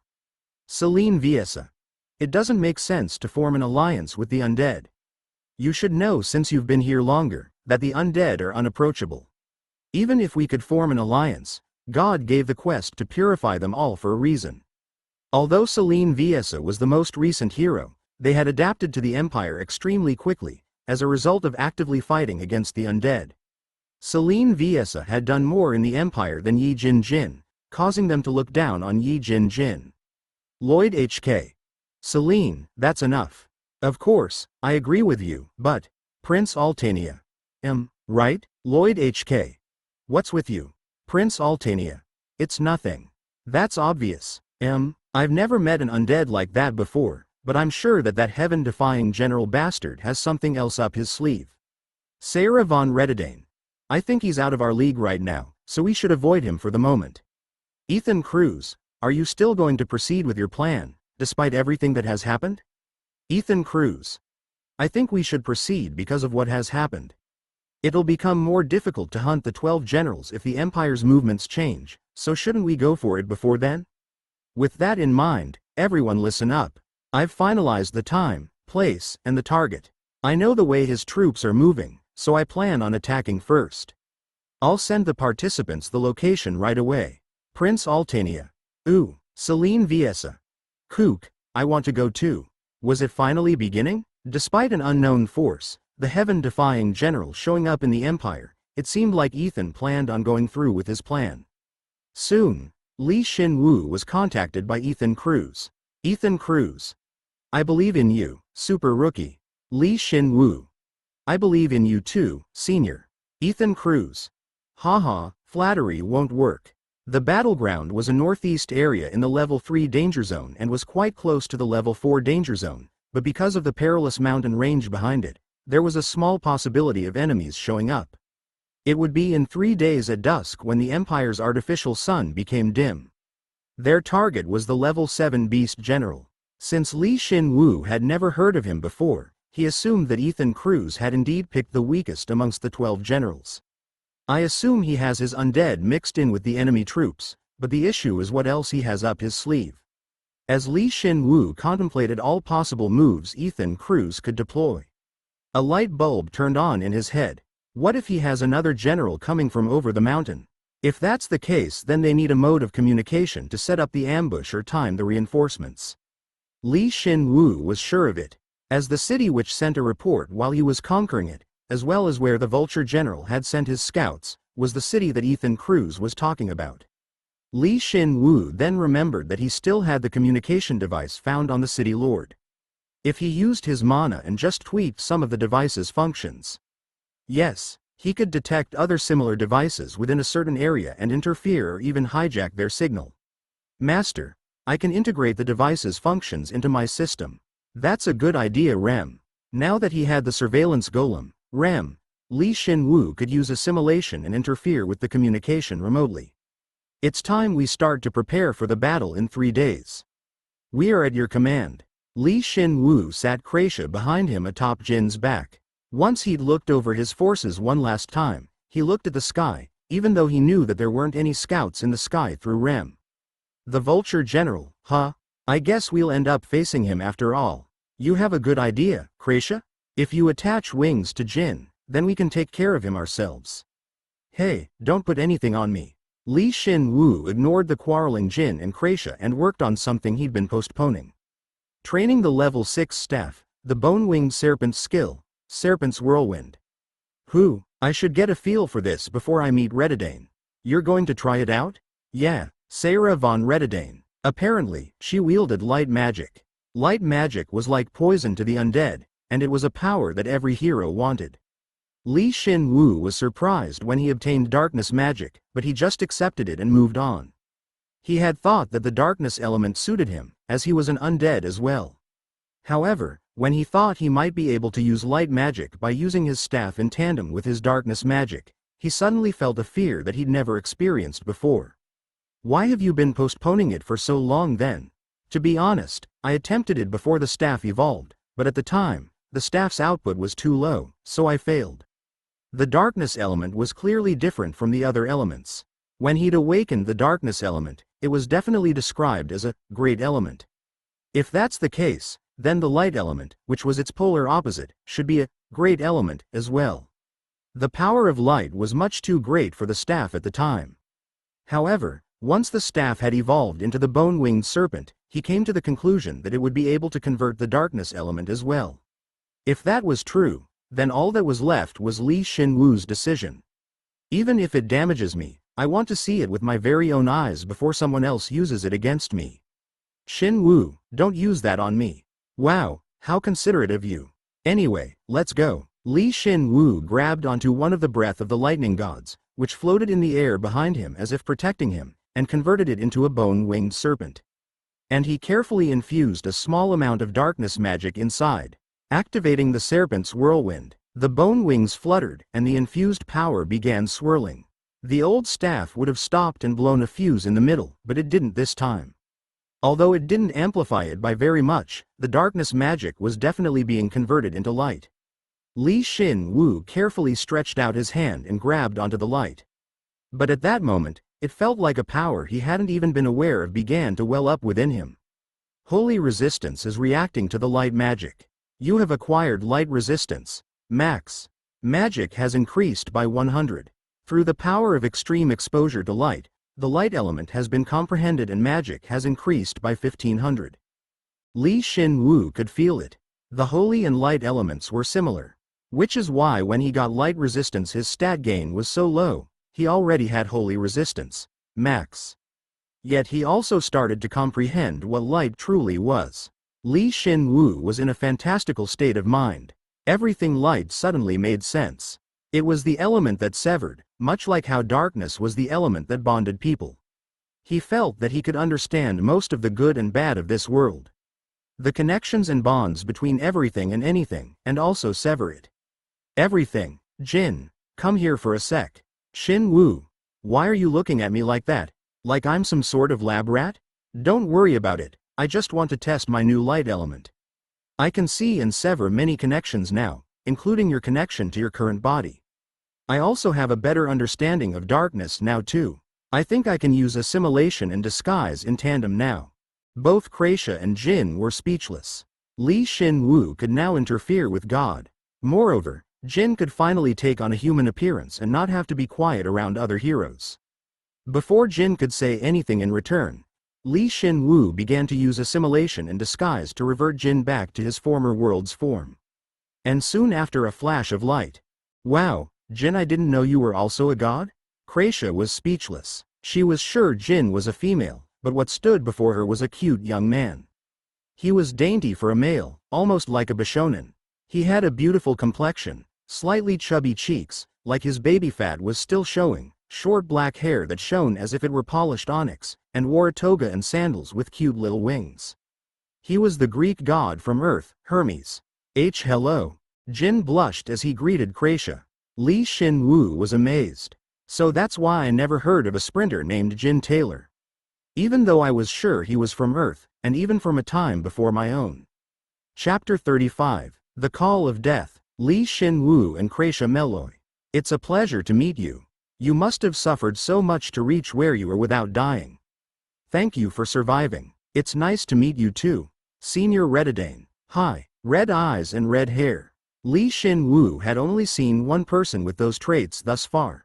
The beauty from the secret shop. If he told her, she would be happy and smile unpleasantly, so he had no plans of telling her, plain. Although God herself possessed red hair as well, her eyes glittered in the 5 cardinal colors, so he excluded her. Are you bothered by my hair? But now there was one other with those specific traits. Sarah von Redidane. She was so unbelievably beautiful that she almost didn't fit in with everyone else. There was no hint of confusion within her clear red eyes, and her pale pink lips were closed shut, seemingly embodying her iron will. Contrary to her cold expression, her ardent, long red hair fluttered in the wind, as if it would catch a flame at any moment. My apologies, Senior. I was just wondering whether you gain red hair for becoming a priest. I see. That's obviously not true. Oh, you don't? No, you don't. My red eyes and hair are hereditary traits. She was baby-faced, looking like a young girl, but also voluptuous. He was concerned that their size would become a hindrance on the battlefield, but thought her bust and narrow waist were striking. The white priest robe she wore couldn't hide her voluptuous figure. If he were to take a picture of her, others would react with, "This is definitely photoshopped." They would say, "She must be an alien, not a human being with a bust that large and a waist that thin, but she was definitely the real deal. She must be a mutant." Shin Woo was very slightly in awe of her. I can understand how Shino Rendu fell in love with her at first sight. Of course, it doesn't matter to me, but there's something else that bothers me. Shin Woo's sexual desire had evaporated, but he could still recognize beauty. However, Shin Woo was currently only worried about keeping his guard up against her. He was sure the moment he met her. This girl was level 8. He had somewhat expected it, but she was indeed level 8. I feel like you could take down 1 or 2 of the 12 generals by yourself, Senior. I think so too. However, there's no guarantee after that.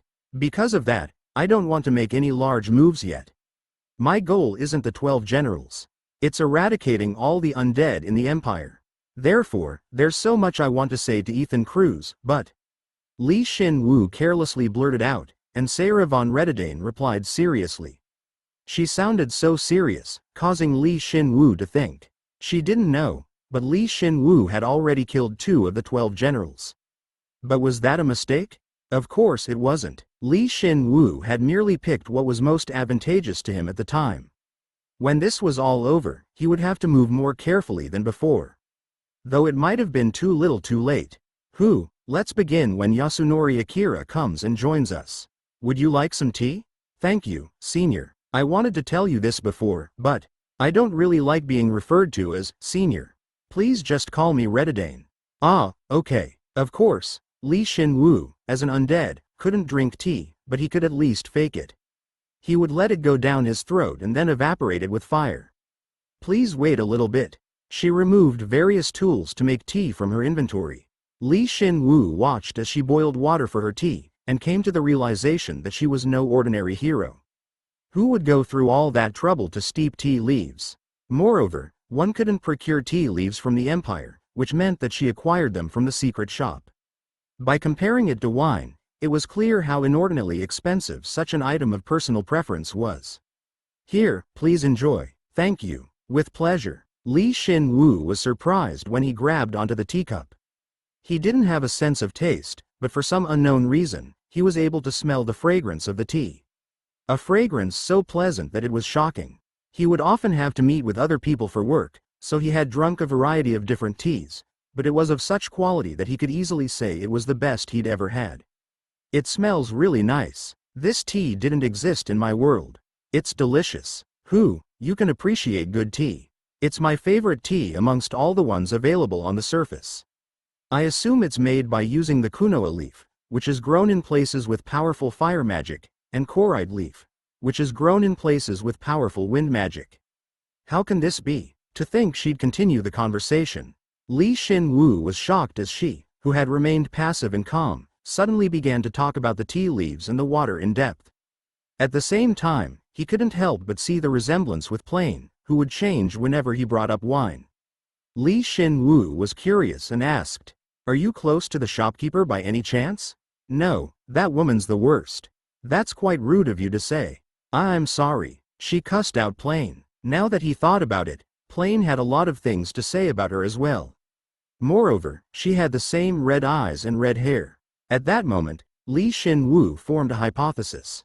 However, when he saw Redadane's expression, which had turned frigid instantaneously, he knew that this wouldn't be easy to bring up. But fortunately, that vibe didn't continue for very long. Yasunori Akira had arrived. "I'm late. Sorry about that. I was moving so cautiously that it just turned out that way." "That's fine. Would you like some tea?" "Yeah, of course. The fragrance reminds me of my homeland." "Hello, senior. Is that you, Shin Woo? That's surprising. You look a lot different than what I'd expected." "I'm Yasunori Akira." He possessed black eyes and black hair, giving off the feeling of an Asian man, but even so, he didn't really evoke the feeling of being Japanese. Then again, when he'd met Yi Jinjin last, he felt like she was a lot taller and had nigh white skin, unlike other Chinese people. It was the same feeling. Perhaps they both came from a world similar but ultimately different from his own Earth. "Thanks for the tea. So you already knew about this dungeon, huh?" "It's a dungeon that I cleared by myself in the past.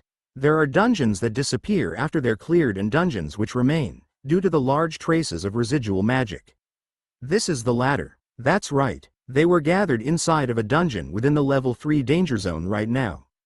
Dungeons are normally filled with danger, but ironically, empty dungeons were the safest place that heroes could reside. Now that the heaven-defying general has gone on a rampage, I might have to find a dungeon and hide too. The heaven-defying general. I wonder if he's connected with Ethan Cruz as well. He probably isn't. The heaven-defying general isn't doing Ethan Cruz any favors in baiting the 12 generals and gathering the other heroes. That's true. I realized that Ethan Cruz's movements were strange because of it, but... Shall we begin talking in earnest? Regarding what Ethan Cruz is plotting? Redadane said seriously, and Yasunori nodded his head stiffly. They wanted to protect their juniors and took their jobs as seniors seriously, so Shin Woo couldn't tell them that he actually had his own corps and that while they kept the 12 generals busy, we can take care of Ethan Cruz. I can't tell them my true identity, let alone the fact that I lead the undead, or things will go wrong fast. Shin Woo sighed and decided to go with the flow. They started off with the beast general. Jilin Pelta went on to Ethan Cruz's plans that he may or may not have, as well as any other unknown variables. They told the human hero Shin Woo all this information, believing that it was safe to tell him all this. At first glance, this looks like a good place to fight against the beast general, but if there's a foe that is unhindered by the mountain range, there's a high chance that the heroes will be stabbed in the back. A foe that is unhindered by the environment. Shin Woo, do you have any guesses? I don't know if it's one of the 12 generals or not, but I took down an undead mounting a flying monster just a little while ago. A flying monster, undead? Huh. Redadane gritted her teeth, as though it suddenly clicked. The Vulture General, Barika von Golden Eagle. His title was Vulture, so why was his family name Golden Eagle? Li Shin Woo anguished over that irony, and Redidane gave them the answer. He's bald. The Emperor thought it was funny and gave him that title, but he doesn't like his title very much. Amongst the 12 generals, he's probably the one who hates being called their title the most. I see, so that's how it was. He suddenly felt sympathetic and became fond of the Vulture General. But when he asked Redidane why she had such detailed information on him, she said, "It probably worries you. Yasunori Akira, isn't it the same for you as well? It does worry me, but I'd rather not force someone to talk when they clearly don't want to. It's all right. I feel like I'll work closely with you in the future, so I'll just tell you and move on. Since I'd rather not experience Ethan Cruz's foolish taunt ever again." Li Shin Woo's ears perked up. However, Kracia, who never went into the chatting channel, didn't know what was going on and tilted her head. Then, she revealed a bombshell. Sigald von Redidane is my older brother. He knew that Sarah was a descendant of the Redidane family, but he hadn't expected her to be Sigald's younger sister. Li Shin Woo remained silent at her unimaginable confession, and Yasunori was likewise silent, as he couldn't comprehend what she was saying for a brief period of time. However, Kracia informally spoke. "An old lady? Hey, it's all right. If you take into account my age, that actually fits. I am one of the few citizens of the Empire that survived on Sunday, 1. And I am also the first hero picked by God. Of course, at the time, I was only level 2. Level 2. Li Shin Woo couldn't even begin to imagine what she went through to go from level 2 to level 8. Moreover, she had to survive in the Empire with a living body. He didn't know if Redidane knew how they were feeling or not, but she remained calm as always. "But most importantly, I'm a hero. And my brother, Sigald von Redidane, is undead now. I promise you that I won't hesitate when facing him. Eliminating all the undead and purifying the Empire is not just God's will, but my own as well." Redidane said firmly. It would be impossible to ask her about Anti-Skull. She likely knew what Anti-Skull represented. Despite that, she would still say that Sigald was undead now and that he had to be eliminated. Now then, let's go back to our main topic. There's a high chance that the Vulture General, Barika von Golden Eagle, will show up. There'll be enough forces to sow chaos amongst the heroes. So I'll protect the heroes while you, Yasunori. Their war council continued for another few hours. Because of them, Li Shin Woo knew how he would have to mobilize his army, so he hadn't lost out. 2 days later, the participants of the 12 General Hunt had gathered in one place. "It's good to see you, everyone. Some of you I know, but there are also some new faces here. It's nice to finally meet you, Senior. Wow, you're Li Shin Woo? You look nice. I totally thought a wild animal would show up. Pot calling the kettle black there, Lloyd. So the lady over here is Kracia? The rumors were right, you are beautiful. I feel like God has been picking heroes based on their beauty lately. Hi, you're ugly. Unlike Shin Woo, even his bones are good looking. And you look weaker than Shin Woo too. Really? Senior Oren, those two are really skilled. Don't just sit there shaking and come over here." Aside from Yi Jin Jin and Celine Viesa, both of whom couldn't participate due to their low levels, Li Shin Woo was able to meet all of the other heroes face to face, which was deeply moving. Of course, Yasunori Akira wasn't present, but he should be hiding somewhere nearby. It was ironic, as it was difficult to meet with them when it was peaceful, but when it came time to fight the 12 generals, all the heroes gathered in one place and chatted. "You have no idea how much I wanted to meet you. I as well, Senior. Please take care of me." The handsome middle-aged man, Ethan Cruz, looked right at Li Shin Woo and initiated a conversation. In response, Li Shin Woo flashed him a bright, clean, and confident smile and replied. He would have never even suspected that Li Shin Woo was conspiring to kill him just a few hours ago. "I trust you. You'll definitely be a huge help. I'm almost sick of hearing how you spare no expense to help your juniors." Ethan Cruz and Li Shin Woo laughed and conversed, but Jin, who was listening in, couldn't help but laugh. A big help? Spares no expense? They were both lying to each other, and Jin, who knew the truth, would probably say something like, "Can you really be talking to each other like that? Haha, you really do have a silver tongue. I said this before, but I'll trust in you, Senior. Ha ha ha." But Li Shin Woo was clearly the better swindler. Li Shin Woo smiled, as he had already seen through Ethan Cruz's plan, but Ethan Cruz had no idea what he was planning. At this point, Li Shin Woo's acting skill wasn't just perfect, it was peerless, as it fooled Ethan into thinking that he was just a junior that respected his senior. With the very modest nature that he'd shown everyone in the chatting channel. Who could know that there was another side to him hidden behind that face? Li Shin Woo's energy made him the superior conman.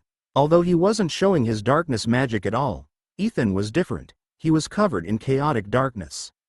As I thought, his darkness energy is ridiculously strong. He sure is good at faking it. Ethan Cruz hid his specialty well. He was a specialist in darkness magic debuffs, though he acted like he was a buffer. On the other hand, he didn't hide his darkness magic. Ethan told his juniors that he used some sort of darkness buff, but because Li Shin Woo was able to see it, as he could use a high-rank darkness magic, and possessed a high affinity with mana. 8 threads that originated from Ethan Cruz trailed off to a place quite far away. Rem, I will begin pursuit. Would you like for me to do something else once I have found them? You wouldn't be able to if they're grouped up, but it seems like there are 2 of them that are acting separately. Obviously, Ethan Cruz couldn't show his undead heroes to the other heroes. And it was also obvious why Ethan Cruz was mobilizing a portion of those undead heroes. After all, he had to prepare for someone like Yasunori Akira. If someone from the outside learned of what he was planning, then Ethan Cruz would have to drop his facade, so he was using his undead to scout out for anyone who might interfere with his plan. In any case, the fact that he's sending 2 out means that I have to assume that Ethan Cruz is prepared as well. Although Yasunori Akira was hidden, it seems like he hadn't fooled Ethan Cruz.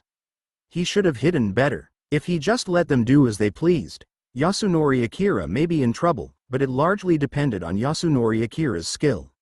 I can't let that happen. After all, he's a precious ally who could have a huge impact on the battlefield. Of the Paul Corps under his command, Li Shin Woo picked a few of the most powerful and fastest amongst them and gave them separate orders. Their mission was obvious. They were to pursue the undead heroes and kill them. His subordinates' kills counted as his kills, so he gave the order without hesitation. Before the true hunt begins, I suppose I should cut off an ankle or 2. I will go and help them now. Beginning the program for optimized hunting and flight. All right, I'm counting on you. Li Shin Woo made Rem, who had borrowed his darkness magic and was beginning to search for them, completely responsible for this task. Then, he looked at Ethan Cruz and smiled, naively.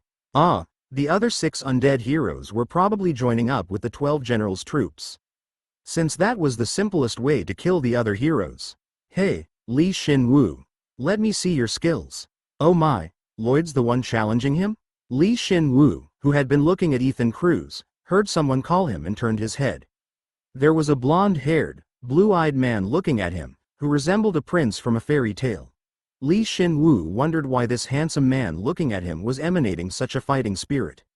So much so that he wasn't even worried about the fact that a charming elf, Aryan Ruparte, was glued to his side. Was he always this hot-blooded? Li Shin Woo looked at Lloyd, felt dubious, and muttered inwardly. From what he remembered, Lloyd was always friendly to his juniors. In addition, he was also a popular guy who hogged Aryan and Prince to himself.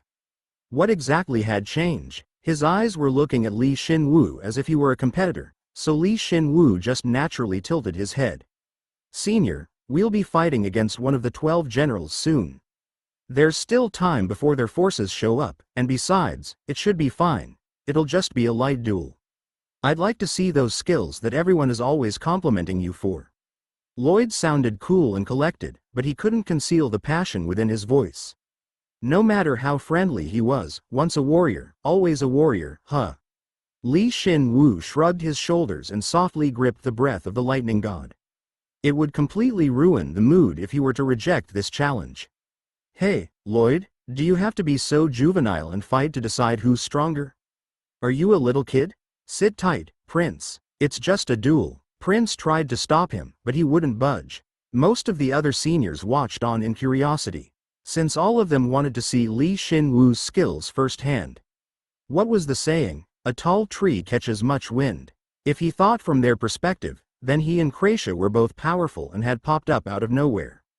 It was obvious that they'd want to assess his skills. Moreover, it was difficult to test a magician's ability out of the blue, so it seems like all of them had aggroed onto Shin Woo. Damn, you're being a dumbass. Why are you getting all worked up over a duel? Whatever. Go ahead, you idiot. Prince had already seen Shin Woo's frightening abilities firsthand, so she knew that Lloyd would be humiliated if Shin Woo went all out. She obviously didn't want to see the man she loved lose so badly. Then, shall we move? You don't need to do that. We can fight here. All right. However, Lloyd hadn't taken notice of Prince's concern and just solely focused on Shin Woo. His body shone and he became stronger than before, so it was clear that he had just buffed himself. Ah, you really are an idiot. I guess you won't understand until he kicks your ass. Prince, aren't you a bit off today? Huh? You want a piece of me? Your ears are long, just like a donkey. What did you say? If you're not coming, then I will. Prince and Arian argued amicably, and then Lloyd, who acted like he'd give Shin Woo the first move, spoke and came rushing over to him. Not only was he level 7, but he was also buffed as well, so he was incredibly fast. Oh, I can see it easily even without Jin's help. Unfortunately for him, Shin Woo's stats were always being buffed by his rebellion skill, while Rule of Bone also reinforced his body. His own buffs far outclassed Lloyd's. Moreover, Lloyd had only just become level 7, while Shin Woo was level 7 and had increased his stats exponentially, with a stat total of 9,200. Even if he doesn't use all of his skills, he could take on Lloyd with one hand. Hup, good. However, Shin Woo didn't unleash his full strength, and acted as though he could barely dodge Lloyd's strikes. Hiding his skills in front of Ethan Cruz was the optimum decision, but it was also in Lloyd's best interest, or Lloyd's confidence to be more specific, to take it easy. If I want to do that, then I have to act perfectly. And because he possessed such peerless acting skills, it wasn't very difficult for him. It was his first time acting like he was unskilled, but it was nice in its own way. Shin Woo clashed blades with Lloyd, and matched his swordsmanship just by acting. You're blocking me well, Kook, Senior. You're too fast. It would look strange if he lost too easily, but at the same time, winning would count as a loss for him. Shin Woo leisurely ran around in order to maintain that fine balance. He could only move like that because he had complete control over his body. And, in the midst of barely matching up to Lloyd, he felt like his abilities were improving for some odd reason. The fact that I'm matching his level of swordsmanship might be increasing the precision of my own. He could see so many weak points, but he acted like he wasn't aware of them and wouldn't attack. Then, he would lead Lloyd into attacking where he wanted. He acted as though he had a weak spot, and then would barely block that attack. Doing all of that naturally was certainly very difficult. That enabled him to improve both his swordsmanship and his acting ability as well. The acting skill has become LV19. There is no limit to your acting ability. You can act anywhere. You can act as though you are losing to an ant, but you can also bluff a dragon into leaving. The high-rank Bursting Thunder skill has become LV4. Strength and magic have increased by 10. Shin Woo's movements became even smoother. He wasn't turning the course of the duel around, but he made the fight look much closer than before. Ah, I guess we should stop here. How many times had they clashed blades? In the end, Lloyd smiled regrettably, as he hadn't been able to overpower Shin Woo, and took a step back. His expression looked much more refreshed than it had just a little while ago, so much so that Shin Woo felt better as well. Thank you for taking it easy on me, Senior. I wasn't taking it easy on you. You really are strong. Then again, there's no way you wouldn't be skilled when your level is so high. I feel like you have at least intermediate level 7 swordsmanship. I don't know what to say. I reached high rank level 4 because of you, is something he couldn't say. It guess that makes sense. I'm the same. To be honest, God gave me another secret skill. It's a skill that always kills its target, so I can't use it on my allies. You have a skill like that too, right? Of course, I don't know if it'll work on you or not, but I do indeed have another skill from God. Please use that skill on the 12 generals. Haha, alright, take good care of me. That's my line. Please take care of me. Shin Woo and Lloyd sported refreshing smiles and shook hands. If an outsider had seen the fight, Then they would have assumed that the two were rivals that had acknowledged each other after a fierce battle, though he just looked like a swindler to Kracia and Prince. And that's how Shin Woo succeeded in completely fooling the other heroes about his abilities. Why did you do that? Once they had finished their duel, Prince grabbed Shin Woo's arm, not Lloyd's, and dragged him away from the other heroes. She wanted to know why he had hidden his abilities. She didn't want to leave Lloyd behind, but it seemed like she didn't like Shin Woo hiding his abilities either. While thinking that she was a really troublesome person, Shin Woo maintained his smile and replied, "I just didn't want to embarrass Senior Lloyd. Are you an idiot? We're going to be fighting one of the 12 generals soon. Do you really think you'll be able to hide your abilities then?" Yes. Shin Woo's nonchalant response caused her rosy cheeks to thin. "You're really? I'm not saying I'll be playing around while you're all in danger. There are so many ways that I can do my part without revealing my abilities." Prince was fed up with Shin Woo, as he spoke while smiling unashamedly.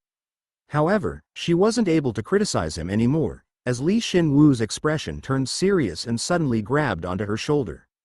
What is it? More importantly, you remember your promise with me, right? I know, I got it. I just need to stay next to you, right? Anyway, it seemed like she'd say something strange if he just let her be, so Shin Woo took the initiative. "No, please stick with Kracia." "Huh? You have to stick with Kracia for the duration of this battle. Since Kracia will need your help for something. Please, you have to." "Wait, huh?" Prince tilted her head, as she couldn't understand his words or intent. But then, a single strand of mana coiled around her. It was Shin Woo's darkness mana. He was trying to find the root of Prince's boundless trust and confidence in Ethan Cruz. "Huh? What are you doing?" "It's nothing." Ethan Cruz had used a high-rank spell on her. While the other heroes might not have noticed, it couldn't escape Shin Woo's notice when he was actively trying to find it. It would have been easier if Shin Woo had found the spell when he had initially formed a contract with her, reminding him that he still had a long way to go. Is this it? Shin Woo discovered the darkness magic and gently erased it on the spot. Of course, he did it covertly enough that the caster, Ethan Cruz, wouldn't notice. He would probably notice eventually, but by then it would be too late. "Hey wait, did you just do something?" "I just dispelled a small debuff that was applied to you." "A debuff? Now that you mention it, my body feels refreshed for some reason." It's likely her mind, not her body, that's refreshed. She wouldn't feel the effects, as the spell had been applied to her so covertly. Which meant that she would still find it strange if he started talking to her about Ethan Cruz. In any case, you just need to remember one thing. Please stick with Kracia. You want me to stay with her instead of with you? I'm straight, no matter how cool or mature I look as a man. Please don't worry, since I'm straight too. Shin Woo smiled bitterly and returned to the group with Prince. No one was suspicious of them, as they were aware that they had worked together before. "If I could, I would keep talking with you guys forever, but unfortunately, I won't be able to do that. The Beast General will be here soon. Everyone, get ready for battle." Ethan Cruz gathered all the heroes in one place. Aside from Sarah von Rededane and Kracia, everyone was focused on him. Shin Woo was the only person to see the quietly exchanged glances, their plot, and their resolve. "I guess it's true. Mentes Oren." Mentes Oren was the more obvious of the two. He looked at the perpetrator, Ethan Cruz, with irritation, resignation, and fury, and also looked at the other heroes as well. It may look like he was anxious before the battle, but to Shin Woo, who knew his true intent, it looked ridiculous. Mentes Oren was one of the variables that could affect the coming battle. Yeah, Shin Woo decided quickly that he would have to take this guy down first. For that reason, he had arrived here before anyone else and had made preparations. A secret weapon that had even escaped Sarah von Rededane and Yasunori Akira's notice. "Master, Kai Paul and Shino Rendu have caught up with Target 1. "Oh, good. What about Yasunori Akira? He is still hiding. Target 2 is getting close, but Bisher Moon will stop him soon." Shin Woo received his long-awaited report from Rem, raised his head, and secretly looked at Ethan Cruz's complexion. The once relaxed and smiling middle-aged man had instantaneously stiffened. Yeah, he was shocked. "What's wrong, Senior?" "Oh, it's nothing. Don't worry about it." Ethan Cruz hadn't been able to properly control his facial expression. Lee Shin Woo knew he would act like this, as two level 7 elites had popped up out of nowhere and attacked his subordinate. There was no way he wouldn't be surprised. Also, since one of them was Shino Rendu, it made him feel like the world was against him. "Senior, are you alright? You're the most important person here, so please tell us if something is wrong." "Haha, you rascals. I told you, there's nothing wrong." Ethan Cruz's comrade, as well as the other heroes, soon realized something was up. His juniors were concerned about him, and Ethan Cruz flashed them an uncertain smile. It would have been better if they had left him alone so he could think, but he couldn't come up with a suitable response with all of them fussing over him. Oh, how embarrassing it must be. "Senior, are you really okay?" "Ah, yeah, of course I am. Even if something did happen, shouldn't we be focusing on the upcoming battle?" He was absolutely right. Lee Shin Woo acted as though he were moved by Ethan Cruz's statement and nodded his head. While he was doing so, Ethan Cruz's expression worsened even more. Ah, the other undead hero must have been taken out by Bisher Moon. Bisher Moon was powerful. He could use the darkness element, which made him and his element the undead hero's worst enemy. Moreover, Lee Shin Woo's contract strengthened him significantly, so Bisher Moon could take on as many level 7 undead heroes as you could throw at him. "Why is that bastard showing up now? What did you say, Senior?" "Ha ha ha ha, nothing. He must be pissed." Ethan Cruz must want to punch Lee Shin Woo, as he was so nosily asking questions. But he couldn't, as it would shatter his image as a friendly senior. Ethan Cruz smiled arduously. It was like Ethan Cruz's mind was laid bare before Lee Shin Woo. "Are you having that much fun? Ah, this is the best." Lee Shin Woo acted as though he were genuinely concerned for Ethan Cruz, and only Jin knew Lee Shin Woo's true intentions. He'd once said that Lee Shin Woo was nice in the past, but that was a mistake. This guy was definitely something else. He was more wicked than the devil himself. "You have acquired 2 secret shop permits and 76,335,710 perium. You have given peace to a comrade who walked a path he could not return from. You have partially cleared the quest objectives, and have acquired 1 secret shop permit. The maximum level of the invisible heart skill has increased by 1. Then he noticed that Kai Paul and Shino Rendu had killed the undead hero. One of Ethan Cruz's 8 undead heroes had gone down by 1. Kook. Ethan Cruz acted like there was nothing going on and wore a serious expression, as if preparing for the upcoming battle with the Beast General, but it was obvious that he was desperately thinking something like, "What the hell is going on?" Or, "What should I do to ensure that the other one doesn't die?" However, he was already too late. He should have been prepared for this when he had left his subordinates to operate independently. Once Lee Shin Woo had tracked their movements, they were as good as dead. "You have acquired 2 secret shop permits and 31,632,240 perium. You have given peace to a comrade who walked a path he could not return from.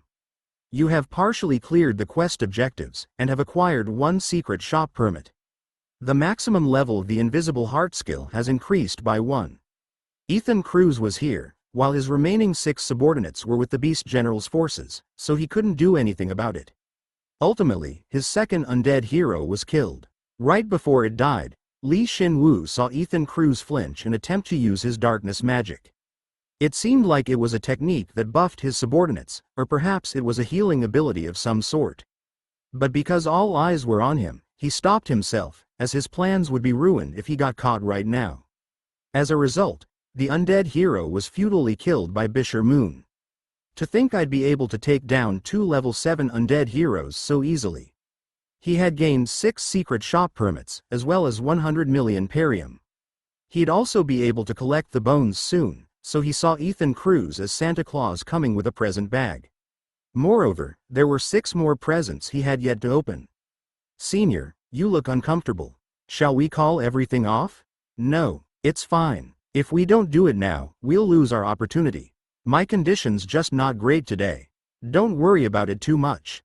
But still, he had just wanted to eliminate anything that could put his plans at risk, but he had instantaneously lost 25% of his forces. Thus, Ethan Cruz's expression had noticeably crumpled up. Even he, who had spent all his time hiding his true intent from everyone, would find it troublesome to remain calm in light of this situation. Moreover, he had no way of knowing who his opponent was, so he felt screwed. That's why I can't back down. Avoid this opportunity to procure several undead heroes just because of some unknown variables? No way. Although he had lost 2 of his undead heroes, there was no going back for Ethan Cruz. He had no choice but to account for the unknown variable and succeed in his mission. Everyone get ready, concentrate. Our opponent's one of the 12 generals. You never know when you might die. Yes sir. Though they were worried about Ethan Cruz, the heroes immediately stiffened and nodded their heads. Shin Woo saw one of Mentes Oran's hands shake. He saw Lloyd, Prince, and Arian looking at each other, restless. Sarah von Redidane was gently looking at him, and he felt like he could hear Yasunori Akira grabbing his sword from afar. Before we go, let me buff all of you. I don't need it. Kracia flatly refused, grabbed onto Prince with one hand, and gently jumped into the air. Her orb appeared and gleamed in the air, creating a disk of ice, and allowing her to land upon it. Since the magic we've prepared doesn't mix with darkness, we'll be going first. Hey, Kracia wasn't someone Ethan Cruz could control.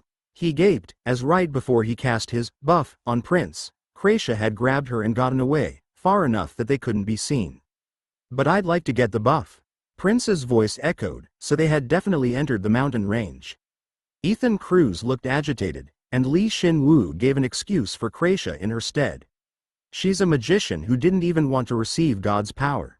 But she'll do her part, so please don't worry about her too much. Is that so? There was nothing he could do, so Ethan Cruz just nodded his head. He kept his eyes fixed in the direction they left, the mountain range, and Shin Woo didn't miss the wicked intent behind it. To think they'd refuse Senior Ethan's buff. It was a bit too much of her to have not let Prince get the buff either. Magicians may have different rules, no? Senior, I'm in your care. Yeah, there are fewer people, so the buff will be even stronger than before. Shin Woo also received Ethan Cruz's buff. He had darkness resistance and had to restrain it from activating as much as possible. If his resistance took effect, then Ethan Cruz's buff would disappear at any time. Ethan Cruz had no idea, so the moment the buff took effect, he smiled secretly. How is it? Do you feel stronger? So it's true. Once the duration time passed, the body would become heavy, and the target would be defenseless against Ethan Cruz's curse. It was incredibly wicked energy.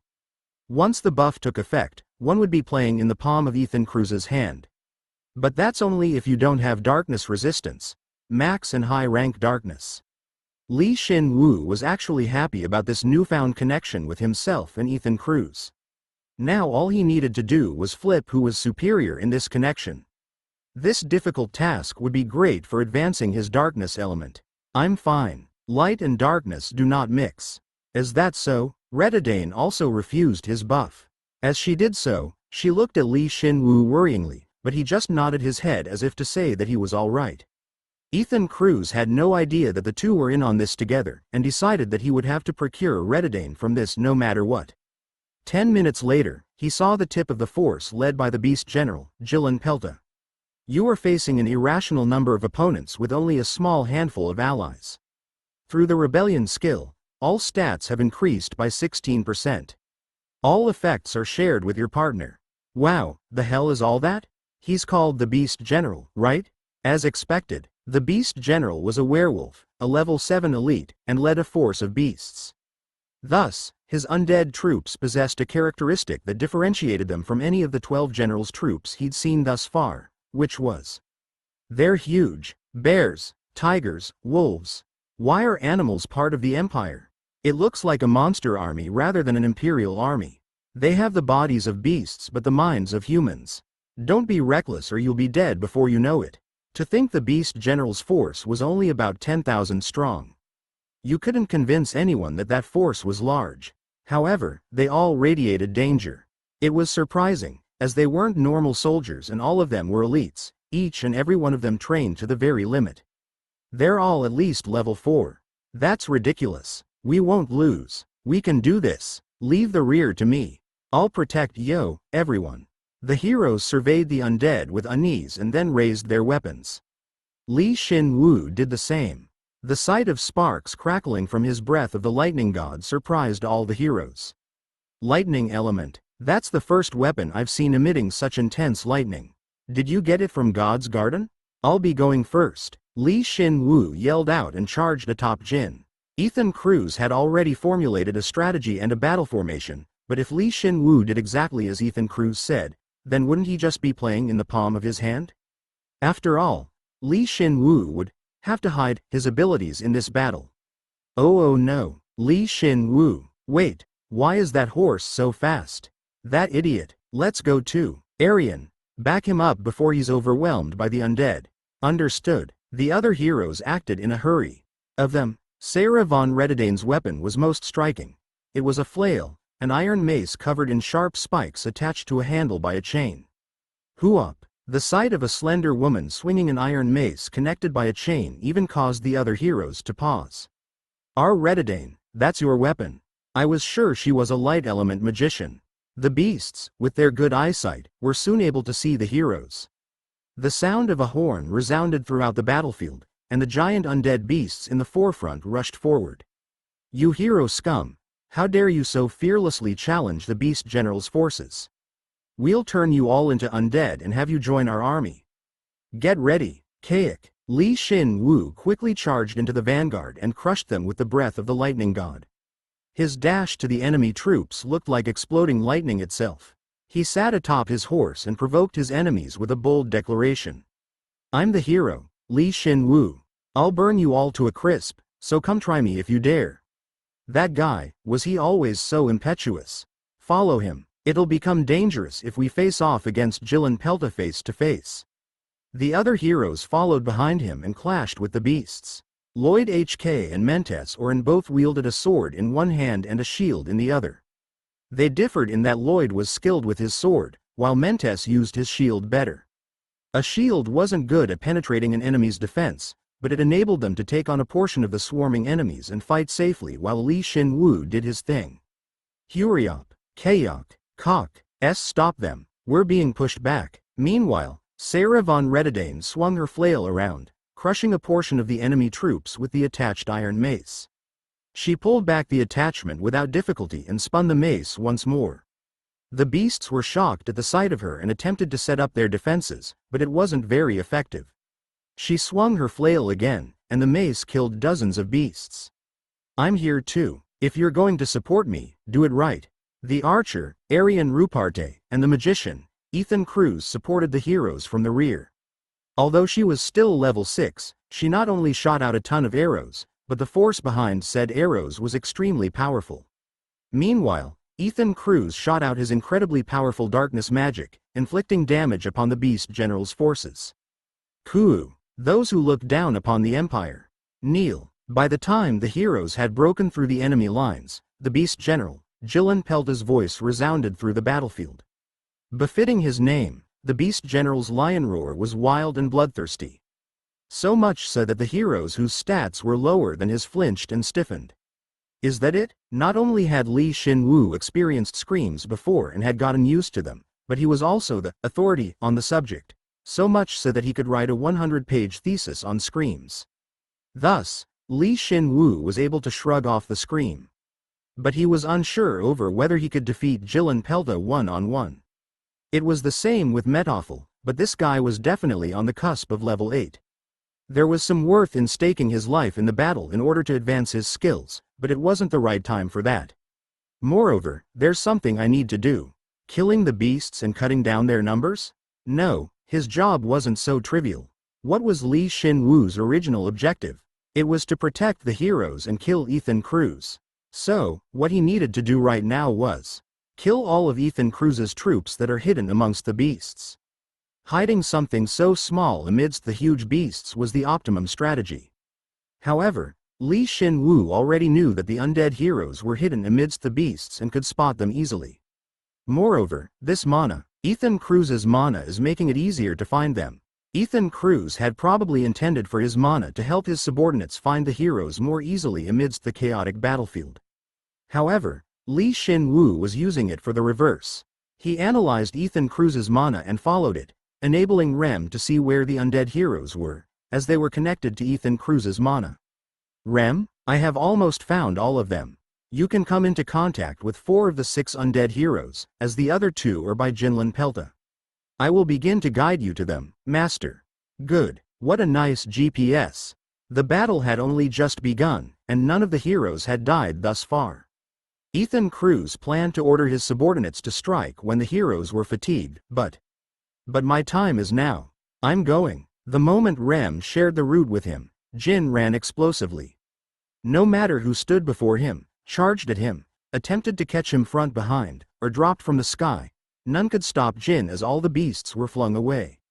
In an instant, all eyes were on him, but because the battle was filled with so many giant monsters, his allies couldn't really find him. Shin Woo, that idiot. Where is he? Oomph. We don't have any other choice right now. We have to calmly kill the monsters in our immediate vicinity. Don't break rank. If you go too far out, they won't be able to support us, and it'll become dangerous for us too. Ah, Redidane. Who? Shin Woo wasn't the only one who didn't follow Ethan Cruz's orders. Redidane was extremely excited, as she ran around swinging her flail. She was skilled with a flail, and the iron mace, which contained a blinding light, cleaved through the air without any impediment. Whenever she struck an undead, the undead wouldn't be able to even utter a word before disappearing without a trace. What? I guess we don't have to worry about her. But she's human, so she'll get tired soon. Who? There are a lot of people we have to look over. Moreover, how far did Miss Kracia take Prince? Don't you think they're preparing a huge attack of some sort? Lloyd and Mentes Orin synchronized their movements and pushed the undead back. While doing so, Mentes secretly smacked his lips. Kracia and Prince hadn't been buffed, so he would have to work extra hard to procure them, let alone Redidane. I was most wary of Shin Woo, but I should be able to subdue him. It's good that that matter has been resolved, but what should I do about those 2 magicians? At this rate, Mentes Orin would have no choice but to leave those 2 to Ethan Cruz's reinforcements. In any case, he would focus on taking down Lloyd for now. If they were able to procure Shin Woo and Lloyd, then next, all they would need to do was wait until Redidane was fatigued. With the help of Ethan's curse and the strength of one of the 12 generals, they should be able to take her down without much difficulty. I'm sorry, juniors. I wanted to see the Empire purified too. But life doesn't always go the way you want it to. But at that moment, wait, you're undead seniors, working alongside one of the 12 generals. A booming voice resounded throughout the battlefield. It was none other than Shin Woo. To think you'd hide amidst the general's troops and aim for your juniors. How sad. But don't worry, as your junior, I will correct your mistakes and put you to rest. Seniors? Lloyd tilted his head at Shin Woo's proclamation, and Mentes stiffened, as their plans were going awry. On the other hand, Redidane stopped swinging her flail and broke into laughter. If they couldn't understand the meaning behind his warning, then they had no right to be here. No matter who it was, or why they used you, I'll get revenge in your stead. Who up? Hey, you can act more naturally, can't you? Shin Woo completely ignored Jin's retort, found the first undead hero with Rem's help, and attacked. The undead hero wielded a greatsword and responded to his attack, but there was no way he'd be pushed back by a similarly leveled undead hero. It was the same story even if he didn't use his darkness magic. Kyahik. Ah, I see you can't even speak. Please have a taste of this lightning. No matter how much stronger it had gotten under Ethan Cruz's command, it couldn't overcome Shin Woo's rebellion and rule of bone skills. He killed the nearby attacking beasts with ease and then attacked. Right after Jin's back feet touched the ground, they rushed forward. Hup, kook. Shin Woo added Shadow Horn to his thrust and broke through the undead hero's greatsword with a single blow. Then, he flung the split greatsword into the air with his breath of the lightning god and split the heads of the attacking monsters. Don't interrupt my final conversation with my senior. Kuok. Shin Woo's rage caused the undead to flinch. The moment they retreated, he pushed the undead hero back and burrowed his sword into its head within a few seconds. Only the remaining lightning in the sky bore witness to how his sword moved and how he had subdued his opponent. You have acquired 2 secret shop permits and 28,115,470 perium. You have given peace to a comrade who walked a path they could not return from. You have partially cleared the quest objectives, and have acquired 1 secret shop permit. The maximum level of the invisible heart skill has increased by 1. Kuuk. I won't forget your sacrifice, senior. Good. Now there were only 5 left. Shin Woo picked up the level 7 bone and immediately used bone reinforcement. He then straightened himself out and his eyes shined with light. At that moment, Ram, who was flying in the sky, reported. The Beast General is coming your way, Master. TCH. I thought I'd be able to kill 2 of them. What terrible timing. Shin Woo smiled bitterly. He'd only killed one of the undead heroes that had been hidden amidst the beasts, yet the Beast General was already coming to intervene. He couldn't even imagine how much influence Ethan Cruz had on the Beast General. Still, I can't just sit here and do nothing. Alright, let's retreat to Redidane. What about them? Not yet. Seems like they're going to act once the heroes are fatigued. Shin Woo and Jin conversed and then began to move. The nearby remaining beasts gritted their teeth and charged, but once Jin began to sprint at full speed, there was nothing they could do to stop him. Jin was so fast that he couldn't be seen, as lightning struck his surroundings. Jin ran wildly, as the beasts caught a flame and were split apart. Stop! As they attempted to group up with Redidane, a boulder suddenly flew towards them. Shin Woo threw his breath of the lightning god and broke it apart.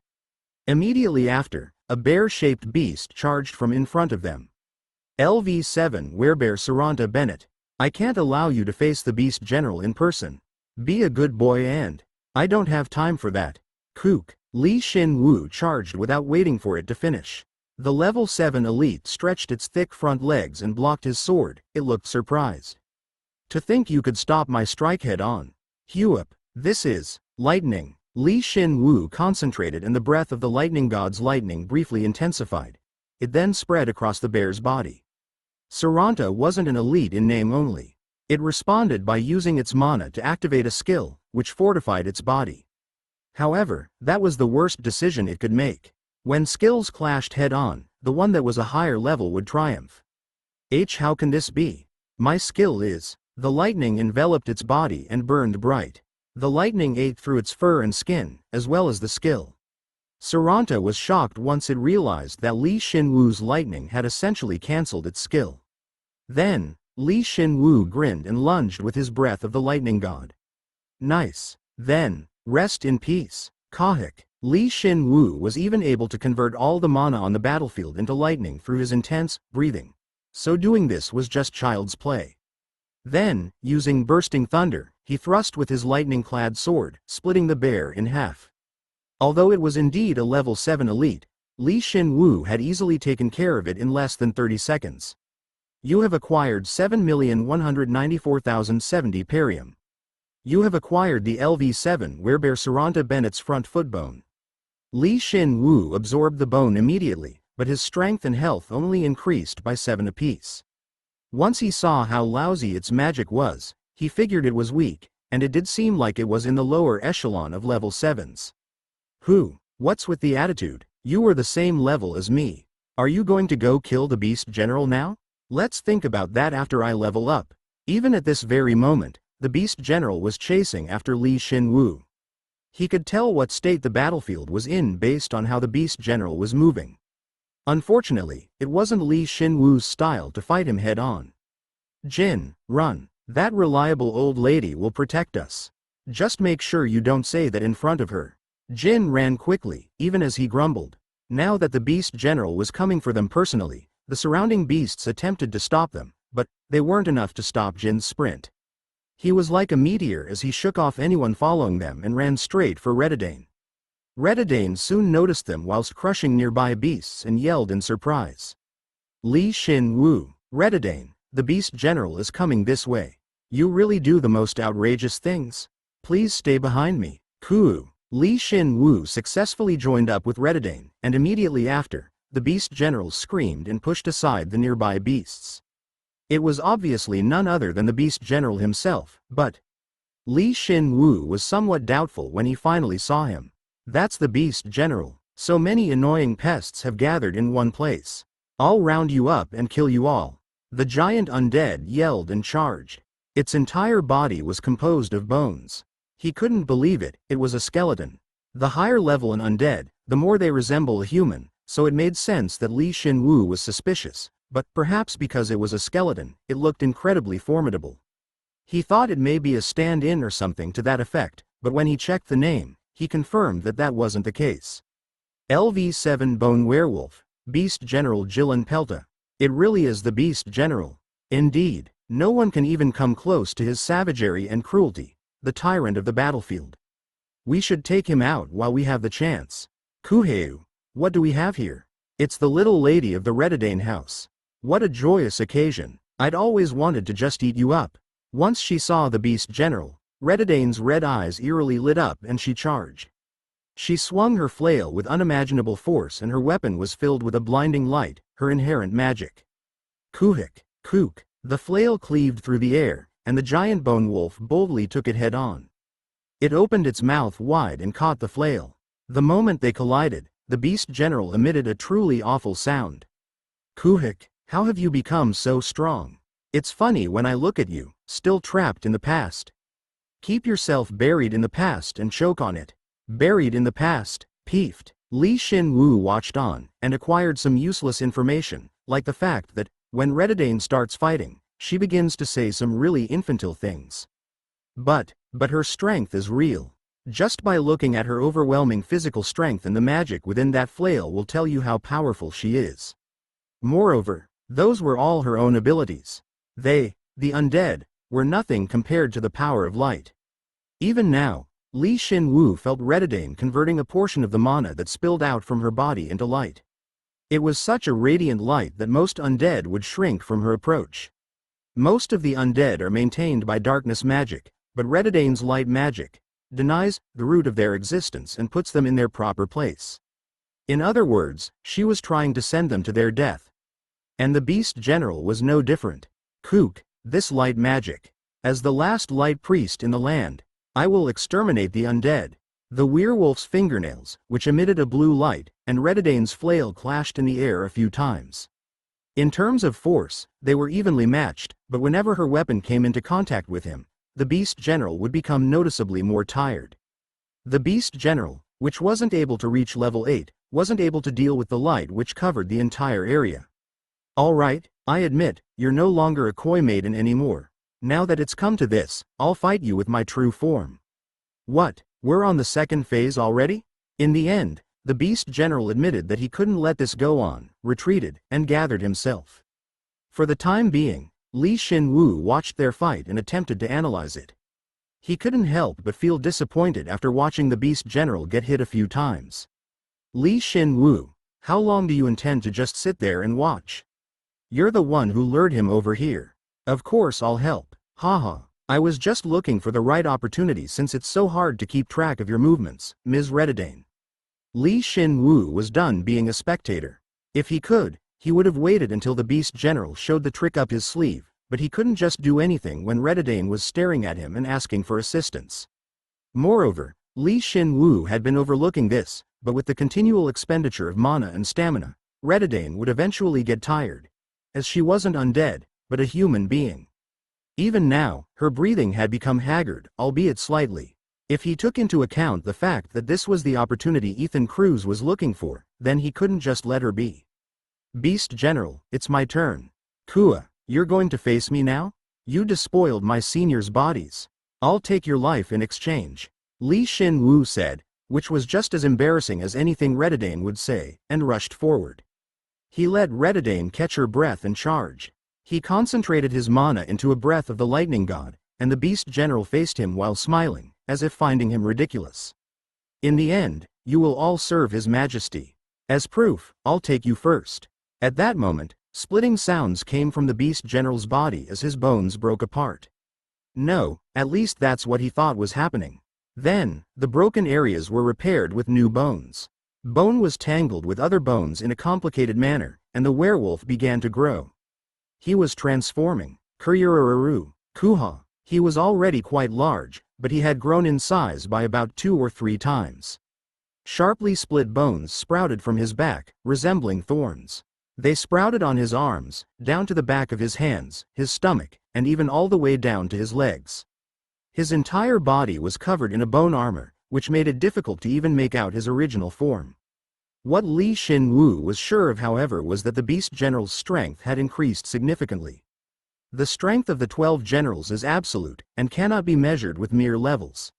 No matter how much you look at my level, or measure my magic, they're ultimately just numbers.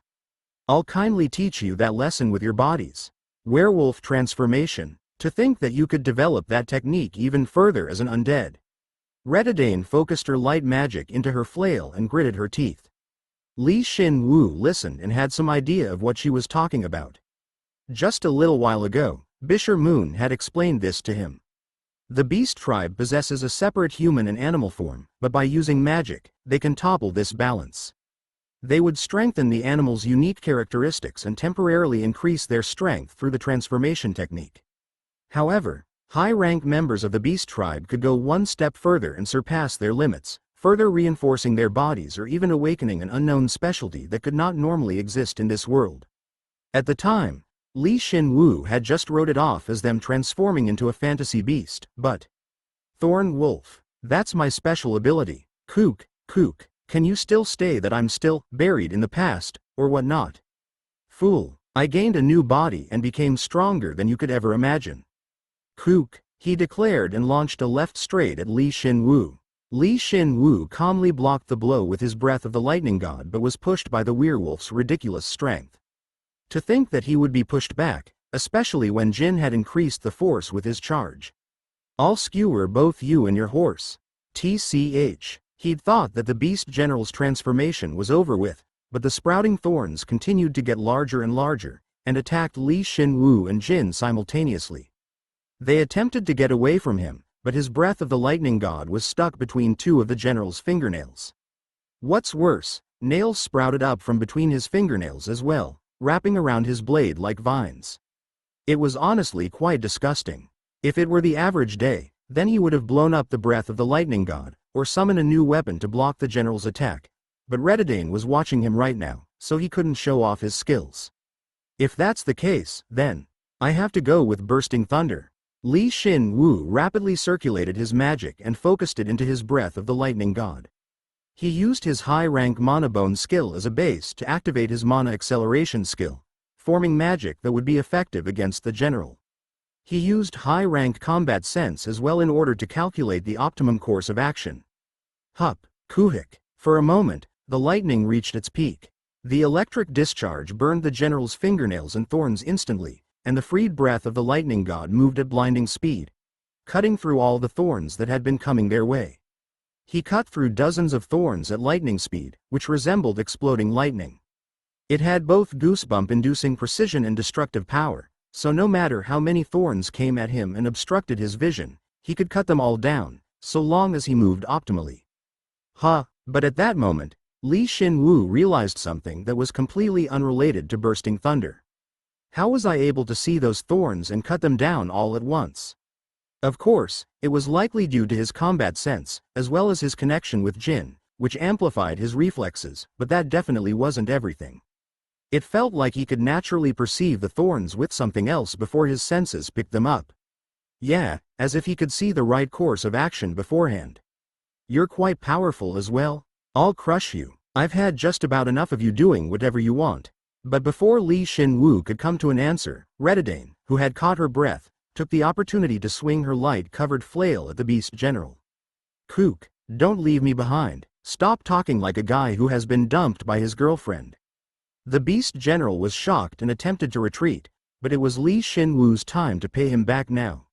He was weak compared to Redidane or other level 8s, but his breathing, which utilized mana acceleration, converted the area's mana into lightning and stopped the beast general for just an instant. That small span of time was enough for Redidane to get a direct hit on the beast general. Kuhik, that ability just now, that was good. Let's talk after we take him down. Okay, like Shin Woo had done, Redidane had also analyzed Shin Woo's fight with the beast general while she was catching her breath, and waited for the perfect opportunity to strike. Now was the time to make use of that information for the two to push him back. Kuhu, you're trying to handle me, the beast general, with just the two of you. The beast general used the force behind Redidane's strike to retreat and activated an ability to restore his bones. Then he shouted bravely, but on the inside, he felt that he was in danger. If things went wrong, then he might die before their plan was even set into motion. And thus, the battle between the strongest hero duo and one of the 12 generals began. 2 minutes had passed since they began to fight in earnest. The beast general, who had transformed into a thorn werewolf, was taking hit after hit from the two heroes. Disappear, Huu, Thorn, Kuok, to think you'd cut through my technique. Although he could continuously attack and mend himself by controlling his bones, the two heroes' attacks would break his bones as soon as he made the attempt. Redadane and Shin Woo attacked as one, resembling that of a lightning storm. You bastards are? Quack. I am, Quack. I'll kill you with my own hands. Kahek. Huu. How dare you turn my seniors into undead? I'll never forgive you. Yes, what lively acting. Redadane gripped her flail, attacking like a berserker, and just let out a strange battle cry. Shin Woo supported her, as her strikes left her with a lot of openings, and together, they pushed the beast general back. He continued to act as though he were a hero with a strong sense of duty. Seeing that, Jin nonchalantly accepted it and pretty much knew what Shin Woo was doing. Senior, I'll go a bit faster. Alright, let's make sure we kill him here and now. What's worse, their attacks intensified the more time went on, and the explanation for that was simple. Although they had never worked together before, they had seen each other's techniques and movements throughout the battle and were able to more precisely work together because of it. The fact that they were able to move as one in that short period of time showed just how talented the two of them were.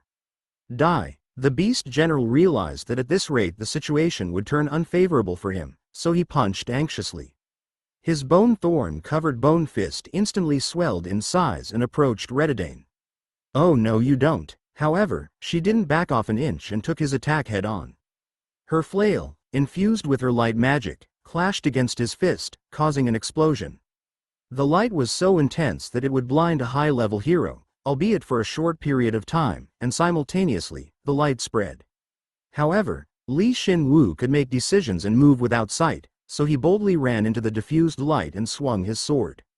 Hup, Kook. Although the beast general's multi-layered bone armor blocked the majority of his strike, a lightning bolt was discharged from the blade, striking the beast general's main body. An attack befitting the name of Breath of the Lightning God. However, the moment his attack worked, Shin Woo felt cold and stood still. It was because he couldn't feel any resistance whatsoever. The beast general had used the force of his blow to push himself backwards and retreat. To escape? No way. Even if he tried to run, he wouldn't be able to get away from Redadane and Shin Woo on such a crowded battlefield. He was probably just trying to buy a bit of time. Yeah, about 2 seconds worth. That really hurt. Let me return the favor. With those 2 seconds he'd bought, Jilin Pelta used his most powerful skill. The bone thorns all over his body dropped to the floor, as if he were connecting to the planet itself. This is the power of the beast general. Witness, and die. Immediately after, thousands or even hundreds of thousands of 5-meter-long sharp bone thorns sprouted from the ground simultaneously. He had surrounded them perfectly, so that none could escape. They weren't simple thorns either. Each and every thorn contained a high concentration of darkness magic. They were wicked thorns that threatened to pull one in, stab them, or bind them. This was the beast general's, who had become a thorn wolf, most powerful technique in magic. And he called it, "This is my garden of thorns." TCH. If Redadane were level 7, then she might have died right here. Without even considering their power, the speed at which the thorns moved was much too fast, and their area of effect was much too wide. However, once she had become level 8, she had become able to perceive and dominate the mana around her, so the moment she sensed a bizarre mana coming from under her, she created a light shield and was able to protect herself. Light magic was the magic of severing. The moment the thorns touched the shield, their link to the beast general was severed. They then returned to pure mana and dispersed into the air. The thorns that hadn't touched the shield attempted to surround her, but those were also taken care of soon after. Quat. Her light magic affected Jilin Pelta's main body as well, causing him to stumble. For just a moment, his eyes were filled with fright.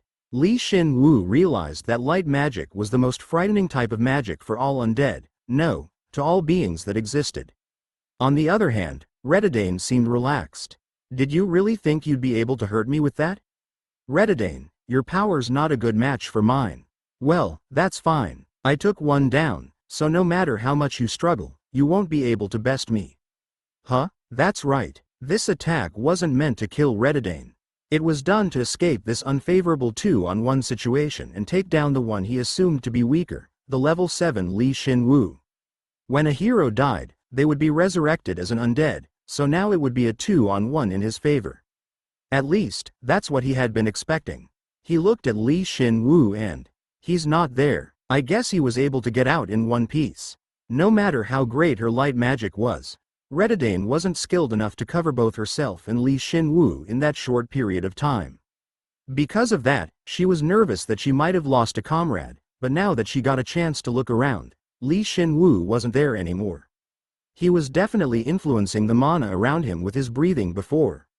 I don't know how that's even possible with a level 7 body, but it's not surprising that he was able to sense the incoming attack and avoid it. Indeed, it was possible for one to avoid the Beast General's attack, but in here, there was only so long one could do so. He had probably assumed as such and had retreated. It was a really smart decision. The giant thorns covered the battlefield, as though it were field magic, and the effects of the Garden of Thorns were still active.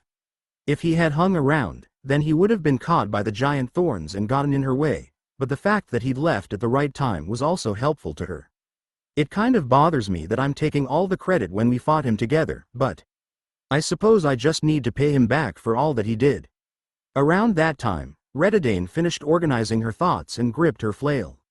Her light magic completely encased the iron mace, and its size doubled. She had been using her mana during the battle, but she had enough to overcome the Beast General, who had been battered and used much of his magic to use his most powerful technique. You look tired, Jilin Pelta. You do too. You were only able to hit me with that crude iron mace because of that man. You didn't know? What do you plan on doing now that that man has run away? Who? I'll show you. Redidane completely ignored Jilin Pelta's foolish taunt, and closed in on him. The Beast General was inwardly screaming, as he was afraid of her light magic, but on the outside, he sported a calm expression while somehow being able to block her attack. But then, Quajic, huh? It was truly instantaneous. It happened even faster than the activation of the Beast General's Garden of Thorns. Jilin Pelta and Redidane didn't know how it happened. Although they didn't know the cause of it, they were definitely able to see the result. Why? All the thorns that comprised the Garden of Thorns simultaneously struck Jilin Pelta. The sight of dozens, hundreds, even thousands of thorns defying their master was truly a gallant and horrendous sight. What happened? Jilin Pelta's body shook. He attempted to control the thorns and extract them from his body, but for some reason, it didn't work. It was truly bizarre. He was definitely the one who created these thorns, so why were they disobeying him? Why were they attacking not his enemies, but him? Moreover, why are they even stronger than before? Kook. Redidane briefly felt a chill in the air, and quickly backed off.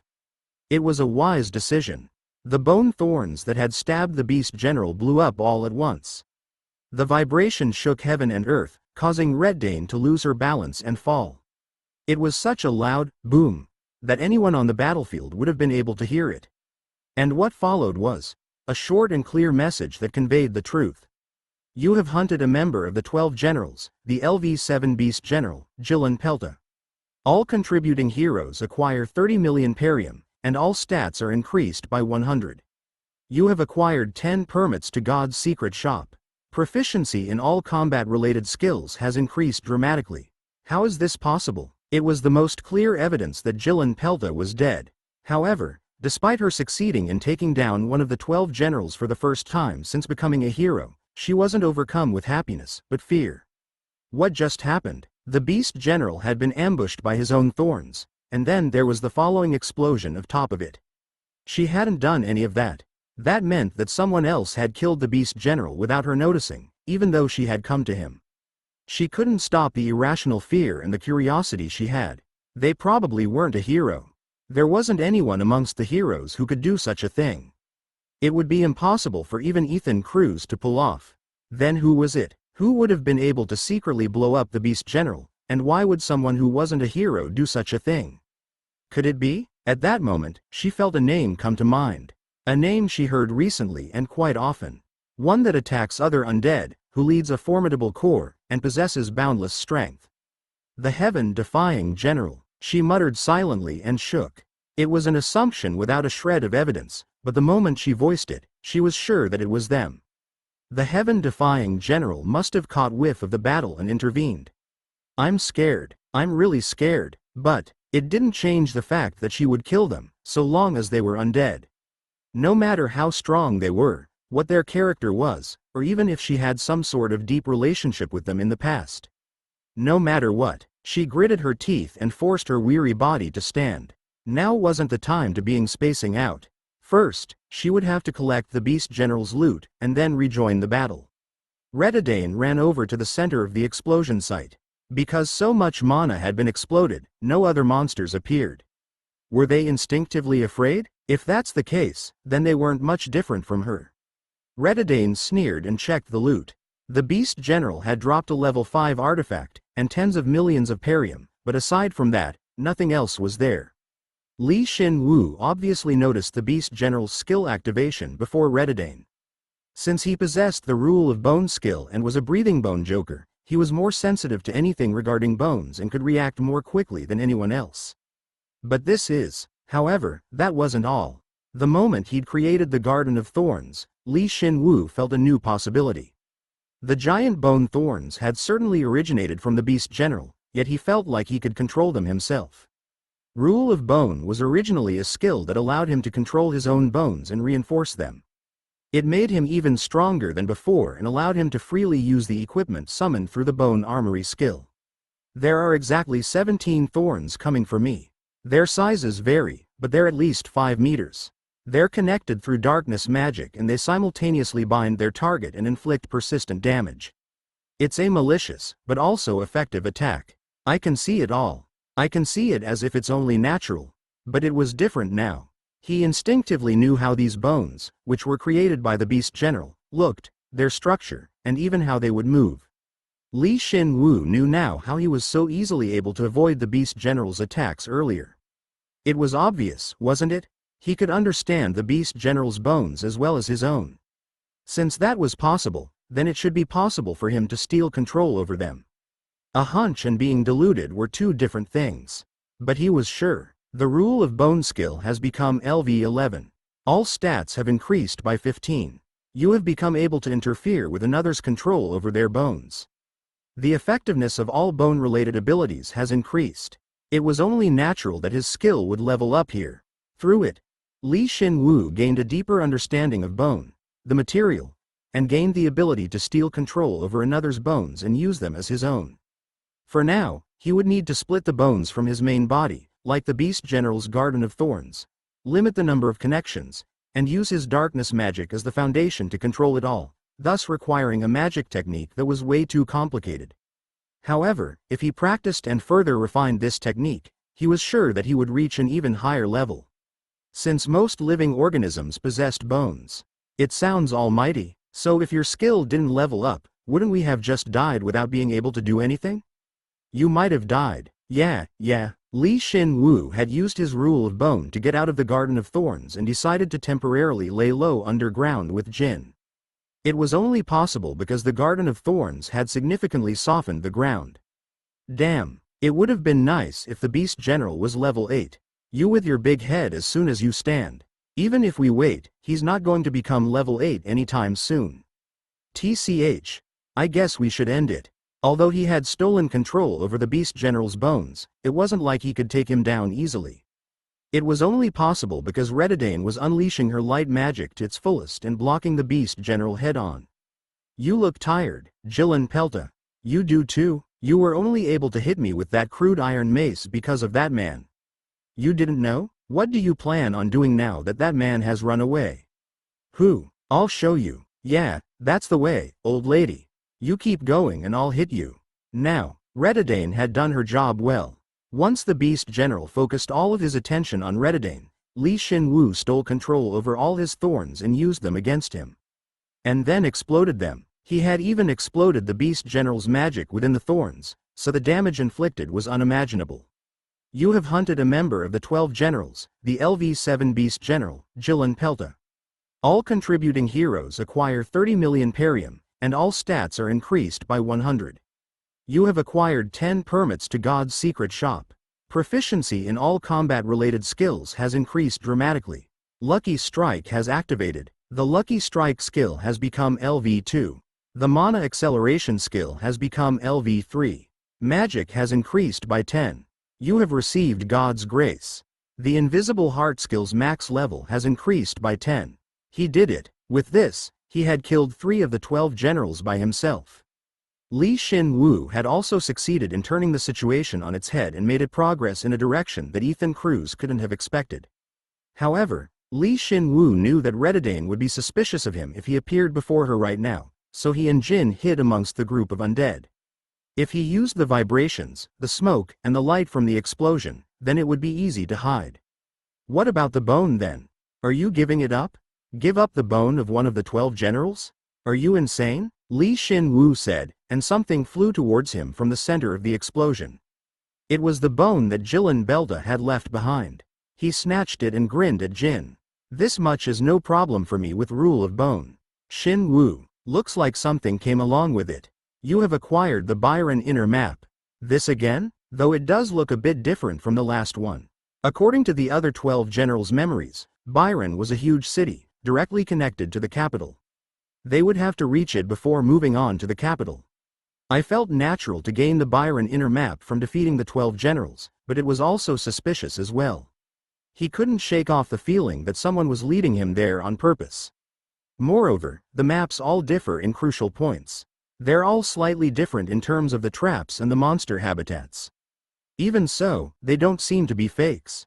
I'll need some more of them before I make a decision. Shin Woo was sure that he'd be able to make a proper map with just 2 more of them. The 12 generals probably don't think that one person could hold 5 pieces of the map. He needed to work hard, if for no other reason than to screw them over. Let's assume we'll go to Byron later and put it aside for now. What are you going to do now, Shin Woo? All the heroes should know that one of the 12 generals has been killed. If Ethan Cruz has something up his sleeve, then he'll put it out right now. Moreover, there's a chance that his plan will speed up now. So, we'll keep up with him and prepare as well. Fortunately, they were in the heart of enemy territory. The huge beasts were easily hiding them. It was all too easy for them to hide a single hero. And if the 13th general were to suddenly appear from within, then no one would know the reason. But I think I should absorb this bone right away. Keep an eye out for me while I'm absorbing it. You got it. He hadn't had any expectations before they'd met, but he was sure that he would be highly compatible with the bone, as Jilin Pelta had been able to freely control his bones. So sure that he was willing to execute bone reinforcement in the middle of the battlefield. Shin Woo left everything to Jin, grabbed the bone, discarded any lingering doubts, and executed bone reinforcement. Consuming the LV7 Beast General, Jilin Pelta's tailbone to execute bone reinforcement. Strength has increased by 25, agility by 30, and health by 17. Although he'd acquired a ton of stats, this was just the beginning. He hadn't even absorbed half of the bone's power yet. Immediately after, a huge explosion erupted within his body, as if to prove that. An explosion of creation that broke apart the old and replaced it with the new. The high-rank combat sense skill has become LV4 and agility has increased by 20. The high-rank regeneration skill has become LV3, and health and magic have increased by 20. High-rank lightning sprint has become LV4, and agility and magic have increased by 20. With the huge increase in skill proficiency, a few of his skills leveled up and he gained the accompanying stats that came with them. Was it because the Beast General had more actual combat experience than the other 12 generals? The amount of skill proficiency he'd gained was no joke. However, that wasn't the end. Not yet. The most important thing remained. Shin Woo felt the mana seethe within him. The torrent of mana made his bones feel as though they would break and explode any moment now. Shin Woo calmly regulated and circulated his mana, and waited for that moment. All of his bones were shaking, and some of them were split and regenerated. At the end of this intense evolution, he got what was he waiting for. The Bone Armory skill has become LV10. Health and magic have increased by 20. You can now summon and control 10 pieces of equipment at once. All the information of equipment stored within the Bone Armory is shared and reinforced. He'd finally gained the ability he'd been waiting for. Although they were on the battlefield, Li Shin Woo wanted to laugh, and there was a good reason for that. You have become able to bestow the equipment stored within Bone Armory with LV6 fire, ice, acid, or lightning. However, this excludes some of the equipment that already has an innate element. You have become able to summon the LV6 Drakebone full armor. You have become able to summon the LV7 Titan's Fortress. You have become able to summon the LV7 Lightning God's Fury. You have become able to summon the LV7 Fire Dragon's Scale Greatsword.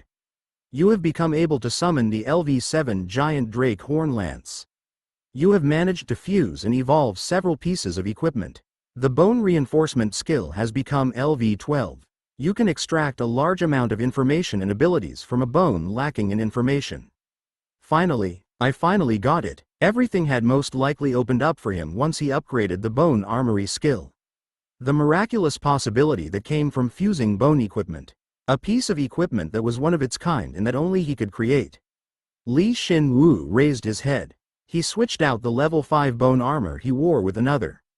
His new armor was pitch black, as though it would suck in everything. With the Drake Horn as its base, this armor was created by combining all the advantageous aspects of the bones he'd absorbed thus far. Drake Bone Full Armor, LV6. Durability 3, 703,700. Defense 1,500 to 1,650. It lacked options, but it would change when Li Shin Woo added an element to it. Before discussing the elemental aspect, the armor he wore now had a much greater defense stat than the one before, so Li Shin Woo was incredibly satisfied. But what was even more amazing was, the innate elements of the Lightning God's Fury and the Fire Dragon's Scale Greatsword are too strong, so I can't add any other element yet. But the Giant Drake Horn Lance is different. A level 7 artifact with a level 6 element. However, when Li Shin Woo was about to summon the new Giant Drake Horn Lance and observe it, Rem passed on a brief but powerful signal. Li Shin Woo stopped what he was doing and looked up. There was something faint that he could see across the sky. Jin. Yeah, I feel it too. He had originally planned to buy some more time, but Li Shin Woo and Redidane had defeated the Beast General too quickly. So Ethan Cruz's plan had gone awry. Not properly assessing Li Shin Woo's abilities was the cause of his defeat. The sky, it is the Vulture General's airborne undead troops. What, another one of the 12 generals? Ethan Cruz must have ordered the Vulture General to enter the battle. He had probably forgotten about the 2 magicians that hadn't been blessed by him and had run away. And where they were and what they were preparing. Give them a big one. Li Shin Woo heard a cute girl's voice from the faraway mountainside. It was Kraisha's voice, a voice he was more familiar with than anyone's. Of course, it was unlikely that anyone forgot that she existed, but right now, the girl's magic was more important than whether or not anyone forgot about them. Kraisha said something about a big one, but the giant ice spear that manifested in the air was large enough to topple an entire mountain. What? An airborne undead caught notice of them. It was probably the Vulture General who had noticed, but it was already too late. Once the battle had begun. No, she had prepared a spell just for him, long before the battle had even started. Kahawk, I'm here too, I'm going. Prince followed suit, casting the spell she had prepared. She summoned half of the fire demon's body into the air, wild magic that would strike at any of the airborne undead. The gigantic ice and fire dyed the air and forced these invaders, who had trespassed onto a sacred battlefield, onto the ground. One of them was definitely the Vulture General. Nice. Good job. Li Shin Woo confirmed and grinned inwardly. It wouldn't be a bad idea to depart and kill the Vulture General right away, but it was about time for the traitors to make their move. After all, his job was to protect these excited kid heroes. Then, shall we begin, Jin? Okay. Jin smiled as well. Although it shouldn't be noticeable on a skeleton, one could easily tell how the 2 skeletons were feeling. Who had sprung whose trap? A grand festival had begun, one which would determine the predator and the prey. This battle, the battle between heroes and undead, would determine the fate of the Empire. But there was one discrepancy, a reaper who roamed around the battlefield garbed in black armor. It neither antagonized the heroes nor the undead. However, it moved across the battlefield more diligently than any other, killing all the scapegoats. These scapegoats were none other than the undead heroes. Here's where you were, Senior. Ahua, Once it heard his cool voice, the man who was once a hero, but now an elite level 7 undead hero shook. This was the fourth of the 6 seniors that had been mixed into the battlefield. Give me an order. Who could order you, you who was once a hero? Please tell me if there's a bastard like that out there. Who is it? Ah, UAH. Li Shin Woo's praise flustered the nameless hero. It was like it was undergoing a program error. It was originally supposed to kill the heroes amidst the chaos created by the Beast General's attack and Vulture General's ambush, or at least severely injure them, but the heroes had killed the Beast General quickly and retreated. In addition, the Vulture General hadn't even ambushed them. On the contrary, the heroes had ambushed the Vulture General using large-scale spells, causing the general to fall to the ground. Their plan had gone awry, and even their superior, Ethan Cruz, was confused as well, so it was only natural that the undead heroes would just stand around awkwardly. Give me an order? TCH, as I thought, it won't work. After Li Shin Woo mercilessly stuck his sword into the undead hero's head, who kept idiotically repeating the same thing over and over again, he clicked his tongue. He tried to bring them over to his side, as he thought his instigate and acting skills might have an effect on them, but because their connection with Ethan Cruz remained strong, even though their egos barely remained, Li Shin Woo couldn't break his hold. Although Ethan Cruz was limited to controlling undead heroes, even Li Shin Woo had to admit that Ethan Cruz's hold over them was strong. Give me an order? Rest in peace, Senior. You have acquired 2 secret shop permits and 17,320,180 perium. You have given peace to a comrade who walked a path he could not return from. You have partially cleared the quest objectives, and have acquired 1 secret shop permit. The maximum level of the Invisible Heart skill has increased by 1. Nice. Now Invisible Heart's level 143. Li Shin Woo, who had given up on convincing it, killed the undead hero and picked up the bone. Of the undead heroes that were under Ethan Cruz's control, most of them were trash. Although he immediately used bone reinforcement on the recently acquired bone, his stats only increased a small amount and he hadn't even acquired a skill. In other words, Ethan Cruz didn't get the good ones. You sound like the big bad, you know that? Yeah, I know, since I'm the heaven-defying general. And you're the heaven-defying general's horse. I'm so happy I feel like I'm going to cry. Li Shin Woo collected the unimportant loot, joked around with Jin, and searched the battlefield for the 2 remaining undead heroes. But while doing so, Rem relayed a sharp warning. Master, Mentes Oran's mana is emitting a strange wave. I believe he will soon attack Lloyd HK, checking for a secret skill activating that would not be noticed by allies. TCH, when it was just getting good. Then again, I knew they'd start about now. The Vulture General had fallen from the sky, but half of his airborne forces were still intact. The battle had become even more chaotic due to the masterless beasts attacking and the Vulture General's troops rushing to rescue their general. If the traitors were looking for an opportunity to attack the heroes, then this would be the best and worst time. If the heroes began to come out ahead, Ethan Cruz wouldn't have an opportunity to carry out their plan. And naturally, Li Shin Woo had been preparing for Mentes Oran's betrayal, ever since he realized that he was moving alongside Lloyd. Sup. I guess it can't be helped. Let's finish things up quickly. Rem, give me a signal when it's time. Understood, Master. Now, once Rem gave him the signal, Li Shin Woo activated the trap he'd set up prior. He displayed his control, which had gotten even stronger, through the hidden and connected mana threads. You just activated my trap card. Reverse Sword Rain. Ah, so you did give it a name like that. Wait, they're not even swords. They're not cards either. The name was hilarious, but the result wasn't.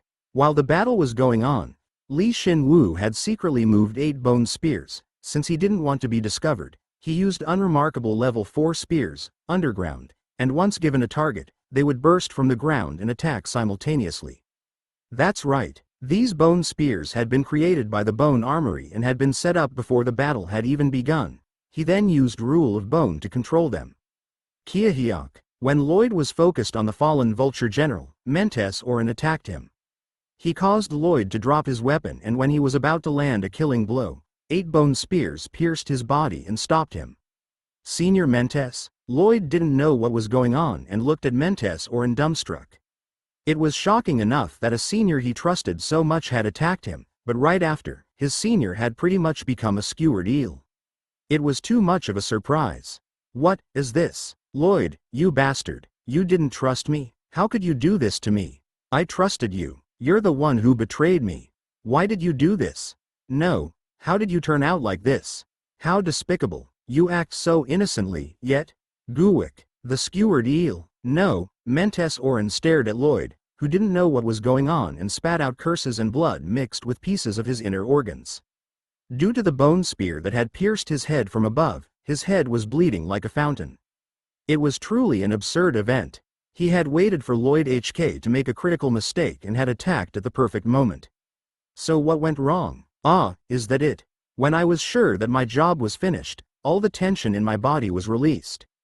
The predator had been idle and had become the prey instead. Mentes Oren recalled that truth and became despondent. Of course, it didn't matter whether he was careless or not, the result was the same. Moreover, there was no point in wondering about what-ifs after the fact. Lloyd DD, Sr., why did you? Lloyd HK, who had halfway panicked in front of Mentes, soon found something strange about him. Mentes Oren seemed fine, despite his injuries. Senior, how are you still? It can't be? No matter how tough a hero's body was, a hero couldn't survive having their heart and brain pierced through and all of their blood being expelled from their body. Though Mentes Oren had been pierced by 8 bone spears, he continued to curse at Lloyd. Was that even possible? Did he have some sort of authority that allowed him to survive with such grievous injuries? Gwa, Lloyd DDDDDDDD. Kook, he obviously didn't. Of course, with God's power, a skill like that may appear one day, but at the very least, Mentes Oren didn't have any such skill. Mentes Oren was just being transformed into an undead through the excessively deep concentration of death energy that permeated the battlefield. The transformation was so natural that he wasn't even aware of his death. No, his transformation was already complete. Kill you. I'll kill you. Fortunately, Lloyd realized this fact early on. However, that just made him feel even greater despair. Why was God only so cruel to him? Not only had he been betrayed by a senior he trusted in, he had to face that same senior who had become an undead. Kauk, this is another test. A tear of blood flowed down Lloyd's cheek. He grabbed the sword he had lost, stood up, and aimed his sword at Mentes, who was ripping the spears out of his body. There stood a man who had decided to accept all fear and shoulder all the karma of the world. Senior, I'm sorry. I'm so sorry. Lloyd DDDDD. He didn't know why Mentes had attacked him, or who had killed him in the first place. But if he was in pain from becoming an undead, then he would have to give him peace. Kwang, Kuhek, Lloyd didn't swing his sword, and the moment he was about to monologue, the 8 spears blew up simultaneously. Although they were only level 4 bone spears, if Shin Woo concentrated the mana to its limit, exploded them all at once, and aimed for a specific area, then the explosive power would be considerable. At the very least, it was enough to kill a newly born level 7 undead hero, whose body was shaking and pierced with spears. Once the dust cleared, there was nothing remaining in the empty space. Lloyd just looked on vacantly at the empty space with an indescribable expression, but looking at it wouldn't explain the situation. You have acquired 2 secret shop permits and 31,842,970 perium. You have given peace to a comrade who walked a path he could not return from. You have partially cleared the quest objectives, and have acquired 1 secret shop permit. The maximum level of the invisible heart skill has increased by 1. Lloyd stood still with a stupefied expression, but at that moment, Shin Woo sighed with satisfaction, since he saw the message that appeared before him. After that, Shin Woo collected Mentes Oren's bone through Rule of Bone.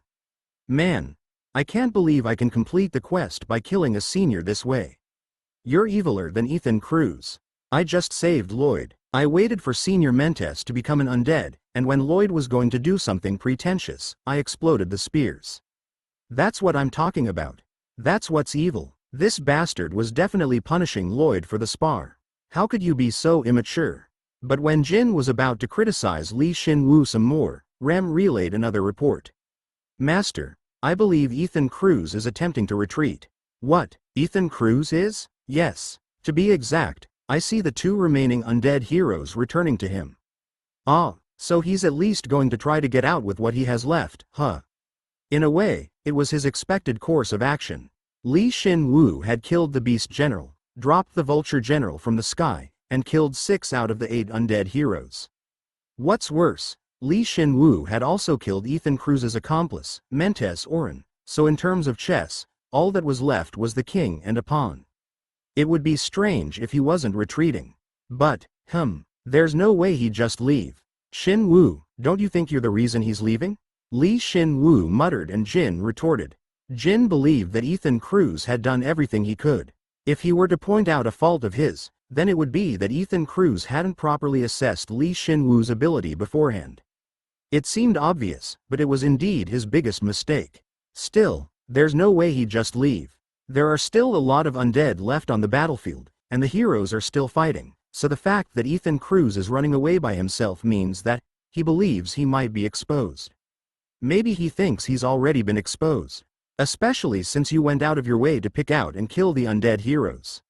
No, any normal hero that can't use darkness magic wouldn't be able to ascertain the link between the undead heroes and Ethan Cruz. And so long as they aren't cognizant of that link, Ethan Cruz will remain as a trustworthy hero. Aside from me, no one else thinks that Ethan Cruz is evil. What's worse, Mentes Orin didn't really say much to Lloyd. Then why? Why is he purposely trying to expose himself? Wait a sec, I think we'll know soon. At that moment, Ethan Cruz had sent him a request for a private chat. Shin Woo was briefly shocked but soon calmed down. Ethan Cruz had no way of knowing that Shin Woo was hostile towards him. So, the purpose of this conversation was, Senior, Ethan Cruz. Shin Woo, I'm glad you're safe. Are you alright? Yes, I'm alright, Ethan Cruz. Ooh, that's a relief. This might sound shameless, but I need your help. Their airborne troops have found me. But I can't intercept them because of the buff I cast on you. Help me out, Super Rookie. If I die here, then the buff I cast on you will disappear as well. Everything will become a mess. Aha, as he thought. At that moment, Shin Woo figured out everything. Ethan Cruz was resorting to his last trick. Ethan Cruz. The others are busy fighting, so they won't be able to help me. I may sound hopeless, but help me out. Come over here as soon as you can. I understand, Senior. I'll go immediately. Please stay safe for just a little while longer. With his level 19 acting skill, Shin Woo replied overly lively and soon ended the private chat. When he looked up at the sky, the airborne troops were circling around the area Ethan was hiding. If someone who didn't know the situation saw this, then they would truly believe that Ethan Cruz was in danger. Wait, what happened? What do you mean, what happened? He can't leave it to anyone else, so he'll step up and do it himself. Shin Woo led Jin towards Ethan Cruz and replied calmly. But because it seemed like Jin hadn't yet grasped the situation, Shin Woo explained further. The airborne troops that are circling around. They're obviously on Ethan Cruz's side. You know that much, right? Yeah, since Ethan Cruz was the one to call the Vulture General. But I'm surprised that he can still control the general's subordinates. Yeah, that's a bit surprising to me as well. Though that's not important right now. Either Ethan Cruz and the Vulture General had formed an agreement beforehand, or he had some way of commanding the air troops. The fact that the airborne troops moved threateningly, but didn't attack Ethan Cruz was the proof. He's probably going to make up a lie, saying that the undead heroes that are returning to him are aiming for him. So if I were to naively go and help, then I'll have to fight against a disadvantageous battle, and once I'm dead, he would revive me as his subordinate. Well, I bet that's what he's thinking. Looking down on the heroes and dispatching 2 of the 12 generals was a mistake. Therefore, it would be better for him to call each hero individually and take care of them one by one. It was a reasonable conclusion. Ethan Cruz wasn't aiming for only Shin Woo. Then why are you going? Are you insane? Jin, you remember that buff? No, that debuff that he cast on me, right? Ethan Cruz had used his darkness magic to cast a buff on him. It was no simple buff. It was actually a curse that would temporarily increase one's abilities, and then debilitating side effects would follow. The curse's evilest ability was its hypnosis effect, and after a certain amount of time, one wouldn't be able to defy Ethan Cruz's orders. In other words, Ethan Cruz's private chat request was no request but was undoubtedly a command. But that curse didn't work on you. To be exact, I was able to resist it. But that guy still believes that his curse has affected me. Of course, he could reveal that the curse hadn't affected him and move against Ethan Cruz. But if he did, Ethan Cruz would immediately dispel the darkness magic link between him and Shin Woo. Shin Woo didn't want that. To be more specific, Shin Woo actually wanted Ethan Cruz to cast another curse on him. Hearing that, Jin was dumbfounded and muttered, "I knew early on that you were messed up, but I didn't think you were this far gone. This was my plan from the very beginning. You got that?" Shin Woo was sure that Ethan Cruz specialized in curses. But so long as Shin Woo possessed darkness resistance, max, there was no way one of Ethan Cruz's curses would affect him. If that's the case, then what would be the best way to make use of this? Force Ethan Cruz to give up on cursing him? Make him give up on his darkness magic, forcing him to use plain magic? No, obviously not. The right answer is, act like I'm affected by his curse, put him into a false sense of security, and then counterattack. If my counterattack is successful, then I'll be able to inflict a grievous wound, even if he's a level 8. You fight way too dirty. Just keeping listening. Shin Woo clearly remembered Bisher Moon's explanation on the Deadly Force curse. Because Deadly Force is such a fatal curse, it has a few downsides. First, it's difficult to use against those with more magic than the caster. Second, the caster cannot move freely until the target's death. The first point probably wasn't relevant to Shin Woo. Shin Woo didn't think he could beat a level 8 magician in terms of magic. However, he could use the second downside. If he could bait Ethan Cruz into using Deadly Force on him, then he'd be able to restrain a level 8 hero. Shin Woo was immune to all curses, so he'd be able to take that opportunity and attack Ethan Cruz. I didn't nullify the curse immediately but allowed him to cast it and resisted it. But this was a lot harder to do than I'd expected. Was the reason you allowed him to curse you because? Yep, I wanted to become more accustomed to controlling the extent of my resistance. Not nullifying the curse itself, but nullifying its effects. If that were possible, then Shin Woo would be able to do as he pleased while Ethan Cruz suffered the downsides to Deadly Force. Shin Woo had been training throughout the battle in preparation for this. I'm speechless. Yeah, stay like that. Since we're going to see him soon. Shin Woo explained confidently and patted Jin. Was he alright with that explanation? Jin ran more quickly than before and left the battlefield. He was close enough to Ethan Cruz's hiding place that he could see it. With Jin's speed, they would reach it in 5 seconds. Senior Yasunori Akira is still hiding. If he were to attack Ethan Cruz with me once I'm cursed, then it'll be over in a flash. But there was one thing that was bothering him. Shin Woo softly sighed. He didn't really want to think about it, but it was still a possibility. If it was true, then it would become a bit complicated. Well, whatever. If that happens, I'll just get 3 more. 3? Why 3? Senior. Shin Woo didn't answer Jin and yelled out. He didn't know if it was because he'd gotten closer, but the circling airborne troops took that moment to descend and attack Ethan Cruz. He almost wanted to applaud at their lively acting. Shin Woo, you're not late. Senior. Shin Woo drew his lightning god's fury, cut through the undead, and approached him. Ethan Cruz sported an overwhelming relieved expression and looked at him. You came to rescue me. Of course, Senior. Shin Woo could give Ethan Cruz's contemptible smile an 8/10. As he thought, perhaps this guy had the acting skill as well. However, he discarded that thought and moved on. Ethan Cruz smiled brightly and spoke. Even though the curse hasn't affected you. TCH. Hup. To think he'd notice. Hearing that, Shin Woo clicked his tongue. At that moment, Yasunori Akira popped out of his hiding place and attacked Shin Woo. He'd only heard of the style before, Batojutsu. Yasunori Akira's strike was so powerful and swift that it felt like he'd be cut in two. But because he shared Jin's ridiculously high speed stat, Shin Woo's reflexes and dynamic visual acuity had grown beyond comprehension, so he was barely able to see the trajectory of his strike. And if he could see it, he could block it too. You were able to block my strike. Who? You know, I want to trust other people too sometimes. Li Shin Woo blocked Yasunori Akira's strike with his lightning god's fury. The moment their swords clashed, Li Shin Woo's entire body shattered, but through his acting and regeneration skills, no one noticed, and sighed. Well, of course he'd sigh. Both his plan of using Ethan Cruz's curse and Yasunori Akira helping him had all gone up in smoke.